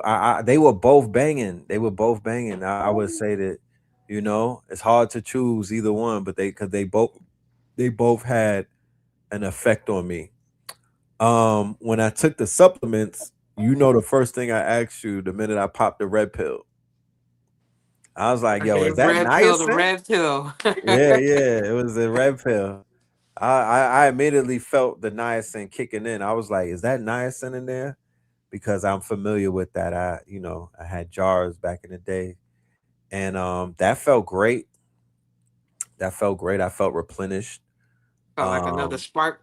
yep, I felt replenished. I felt energetic. you know. So your supplements come highly recommended. I will be on the supplements, ladies and gentlemen, leading up to Hawaii. I am the experimental project. I am Wolverine Project X. This is Professor Xavier right here that you're looking at. But we looking for mutants though. We literally are looking for X-Men Okay. right now. We are on the Y'all just hunt. saw one of them. Y'all saw him Yeah, I how he just bent saw the one of metal. them. Facts. You know what I mean? This lady is a scientist. She's an engineer. She's an alchemist. She's very impressive as just as a practitioner and her pursuit of what it is that she is on a mission. And I'm locked in. I am going to officiate. I'm gonna assist her in whatever it is that she's trying to accomplish. And yeah, that's just how we gonna push it. You know what I mean? Shout out to the gods Rose. Shout out to Theron. Shout out to Terrain. Shout out to Hey. everybody doing the work that needs to be done. Shout out to my bro Ghost who took me to Colombia. I always have to give that brother salutes and honors. A warrior. I look forward to him even tapping in with the experience. He's in Puerto Rico, I'm talking about, on the islands and whatnot. So salute to Ghost, G Host. And yeah, man, everybody else, man. I look forward to seeing y'all on the other side, on this side. And of course, Blue Pill, the father of this, Mama Pill, Blue Pill, and the Sabies and the KTs. I'm literally following their lead because they're the ones that kick the door in with the plant-based healing. Ashe. Yes, I Salute. say. Gratitude. They want to know, do you create your own recipe? Yes. Does a If you hummingbird fly? notice, huh? I was about to say, does a hummingbird hover? Does it? Okay. Yeah, she's in the lab, y'all. I seen the lab too. I seen it. Literally got lab equipment. That ass, yeah. Yeah. Yep. And yeah, everything was unique, in terms of like the way that I cook my plant-based food is the way that I make my elixirs and my supplements, and it's also the way I hold ceremonial space. I combine things. I create synergistic systems and protocols that support each other, and it goes in all areas. The way you do something is the way you do everything, I believe. And Brothers and sisters, I'm here mhm. to let you know. I stumbled upon something that I've been looking for a very long time. And y'all already see me on these journeys and I've been searching, you know what I mean? I haven't made it I haven't put it on Front Street as to what my search is, but I'm in the pursuit of happiness. You know what I'm saying? I'm in the pursuit of greatness. And it don't come from just talking, and it don't come from breaking things down, and it doesn't come from self-aggrandizing. It comes from going into places that you are intimidated to go into. It comes from going within. It comes from, basically breaking old habits. And I'm here to let you know, beyond any reasonable doubt. And I don't know everybody's story and I don't know everybody's makeup, but I run into a lot of people's. I ran into some people in the airport. I run into people in everyday walks of life. So I look at y'all eye to eye, and I know that we are alikes, and I'm here to let you know, if you want to activate and you want to go past the books and you want to go past the mundane and whatnot, and you want to go into pure activation, I'm here to let you know that this sister and what she has set up is what you've been looking for. Trust me. And I don't say that haphazardly. I haven't co-signed and stamped nobody on this show where I was like, that, where I pointed to them and was like, that's the one. That's what I've been looking for. And they got the answers. And I'm letting you know that the combination of what you see today is a part of those answers. Real technology. That stuff that we talk about on later on today with the artificial intelligence, it will do nothing if you're not activating your real technology first. The reason why I'm able to do what I'm doing with the technology is because I'm activating my ancient technology, my ancestral technology. There is a unique balance taking place. Some things are going to be in the front, the claw bot and the phone and all of that. That's the front. The unseen and the behind the scene technology, that's the ancestral technology. We're talking about it on the show, but this is not necessarily something that we'll be talking about on the shows. Okay. What's the accommodations in Hawaii? The accommodations, we're still working out the logistics. We actually put together this idea a week ago. So we're literally in the beginning phases of putting together the logistics, and we're actually going to be working with Red Pill in order to present those items to you all as we curate this event. So um, we will have information coming out soon about that, Yes. but it is going to be an oasis experience. It's going to be a luxury experience, and it's going to be a wealth code activating experience. Um, all of Yes, my I'm work, I'm hiring them for my quote unquote they are going to be a part of everything that I do in terms of event planning. I'm hands off when it comes to event planning, only because you have to. I'm admitting that that the queens, the goddesses, they are when it comes to detail, when it comes to putting things together, when it comes to curating an experience, I'm going to leave that in their hands. I got enough work to do. I'm going to leave the aspect of the curation experience into the hands of the goddesses because I saw what I needed to see. I experienced what I needed to experience. And I'm like, I want all of my people to experience that. I want all of my people to feel like how I felt. Like I want them to feel, like you said, luxurious, a luxurious healing experience.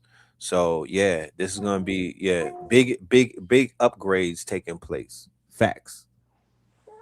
definitely, and this is that's my dream and that's my hope. Just speaking from the heart, what I want for people is to be able to elevate out of the restrictions that is holding them back from living in their most authentic timeline that supports them from a place of what they really came here to do, what their sole purpose is, and just being abundant from that space and not constantly having to live check to check or working a 9 to 5 somewhere where you're not happy and you're not able to focus on the things that you want to focus on, like your health and activating your DNA and tapping into your oversoul wisdom and anchoring in higher light codes and fine tuning the faculties of your spirit. These are things that we want to usher in by way of doing the work and anchoring in deeper levels of omnipresence. So everything that we do is very intentional around invoking those experiences and invoking consistency within a sustained lifestyle of being in your higher truth and your higher timelines, walking in your purpose, walking in your destiny, and your highest divinity. Nah, for sure. For sure. Man. So with that being said, ladies and gentlemen, uh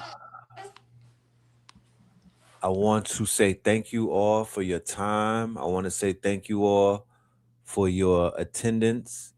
Are you on Instagram? You're on Instagram under the Angelic Alchemy. Angelic double underscore alchemy. And then Facebook, it's Ariel Williams. And you can also hashtag angelic alchemy, um, plasma regeneration regimen. Oh, that's another thing. On my Facebook, well, on my Instagram, you'll be able to see all of my products and read up on them, like the detailed descriptions of what they do and how they work and what's in them and all of that. But on my Facebook, there's a pin post that actually has the reviews of people who have actually been working with my plasma regeneration regimen, and the reviews are extremely mind-blowing. It's like complete diaries that go on and on from person to person, Yeah. and they talk about how it increases their finances. So like I said, I created a wealth system for us to be able to put currency in the body so that we can generate currency based on our DNA activating. Right. Because it is a current at the end of the It's a day. current. It's a current. And it's like we always hear that, oh, we are the currency, but how do we actualize that and live in that truth to the fullest? That's what this work is about. Nah, that's beautiful, beautiful, man. So I look forward to having you on the show again. Okay. And Thank you. we're gonna do a follow-up. We'll probably do a panel coming up very soon where we could speak to all of the super sapiens and the activators, you know what I mean? The uncanny X-Men amongst us. But it's gonna be very soon. Just look out for it. Is that correct? Angelic underscore alchemy? Yes. All right, cool. And that's IG. That's IG. And it's All right. Ariel Williams on Facebook Okay, as Ariel. Angelic Alchemy as well. Um, Hashtag any of the keywords: DNA activation, angelic alchemy, hashtag PRR for plasma regeneration regimen, and you should be able to pull up my page and some interesting feedback and information. Some of the stuff is like my Facebook is actually a lot older than my Instagram, so you'll find more information there in terms of over the span of time, because this is something that I've been building out for years. If you want to get more information, inbox me. My website, once again, is www.angelicalchemy.net, and you'll get more of a direct information in terms of this work and all of my supplements and even ceremonial work. I'm still building out the website. Right. Not that's being technologically savvy outside of the ancestral realm isn't my specialty. Um, Yeah, that's it's where we not come in. exactly. So You know? just bear with me on that. I do have people holding me down because I represent that fifth dimensional bridge. Especially being a Pisces, so I'm more already in that etheric ancestral space. That's pretty much my home. That's where I live from. But yes, you can inbox me if you want, and I can send you brochures and more details about any of the topics regarding my work and the things that we're doing within the space. Indeed. For sure. All right, now. All right. Make sure y'all look her up. Make sure when you give her a follow, you let her know that you coming over from Know the Ledge. You're a KTLian. You know what I'm talking about? And we will keep you updated as to everything that we are going to be doing collaboratively moving forward. All right. So with that being said, ladies and gentlemen, we are going to land this plane. We'll see you on Techno Tuesdays later on. and WTF Wednesdays, so we could bring these clips and this news and get you caught up to everything that's going on in this crazy world. But focus on you right now. Focus on the crazy world that's going on inside of your head and inside of your body, and just know that we have scientists, engineers, and practitioners who can assist you, right? Break through and have your quote unquote break out. Okay. So, with that being said, ladies and gentlemen, peace, love, and light, and we'll see you on the next broadcast. One. Peace.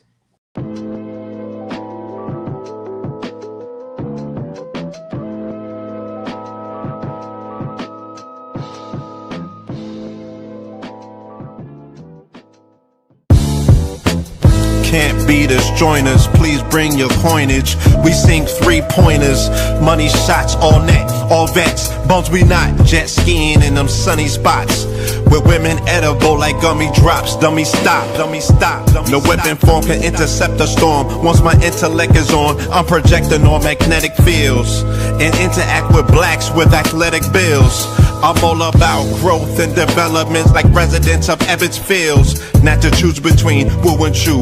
We wanna line them colors up like a Rubik's Cube and fade to black, yeah, the truest hue. When you say the black man is God, who you alluded to? The usual Clarence 13X, a worthy guess. The words expressed come from the word in flesh. Elijah M, the NOI versus Leviathan. Messiah sent from the heavenly branches. 7 P's from since G-Dub cut down the cherry tree in the wilderness of North Mex, and we flossing death and forced aggression, or forced perception, forced protection, or forced confessions. It's all a lesson. Chill. The sorcerers from Corsica, killer tonics, sticks and drums like the Philharmonic Orchestra. You niggas still playing harmonicas from officers. Fabric softener, jive turkeys popping 5 perkies, playing with keys, the Scotch storage type. For that soft white, we could've caught life, just being forthright. First class on my 4th flight, popping out like Fortnite. Every night we lit like porch lights. The meek shall inherit the earth, oh yeah, the scorched type. And these niggas, they some hoes in these streets. Me, I'm 10 toes in these streets. They lost their souls, niggas got holes in their feet. Shit, I'm just worried about the craft and how to perfect it. Not worried about the craft, yeah, that's out of perspectives.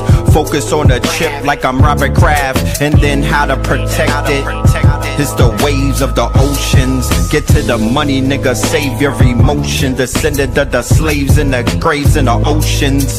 Mastermind that the waves is in motions. These niggas, they addicted to the folly, addicted to that molly. Making me a movie, them sticks made of holly. I'm Dr. Manhattan, sitting on top of Manhattan. When I get all 5 rings, snap my fingers and pop up on satin. Dressed in all black, yeah, drop top the Phantom. Blast.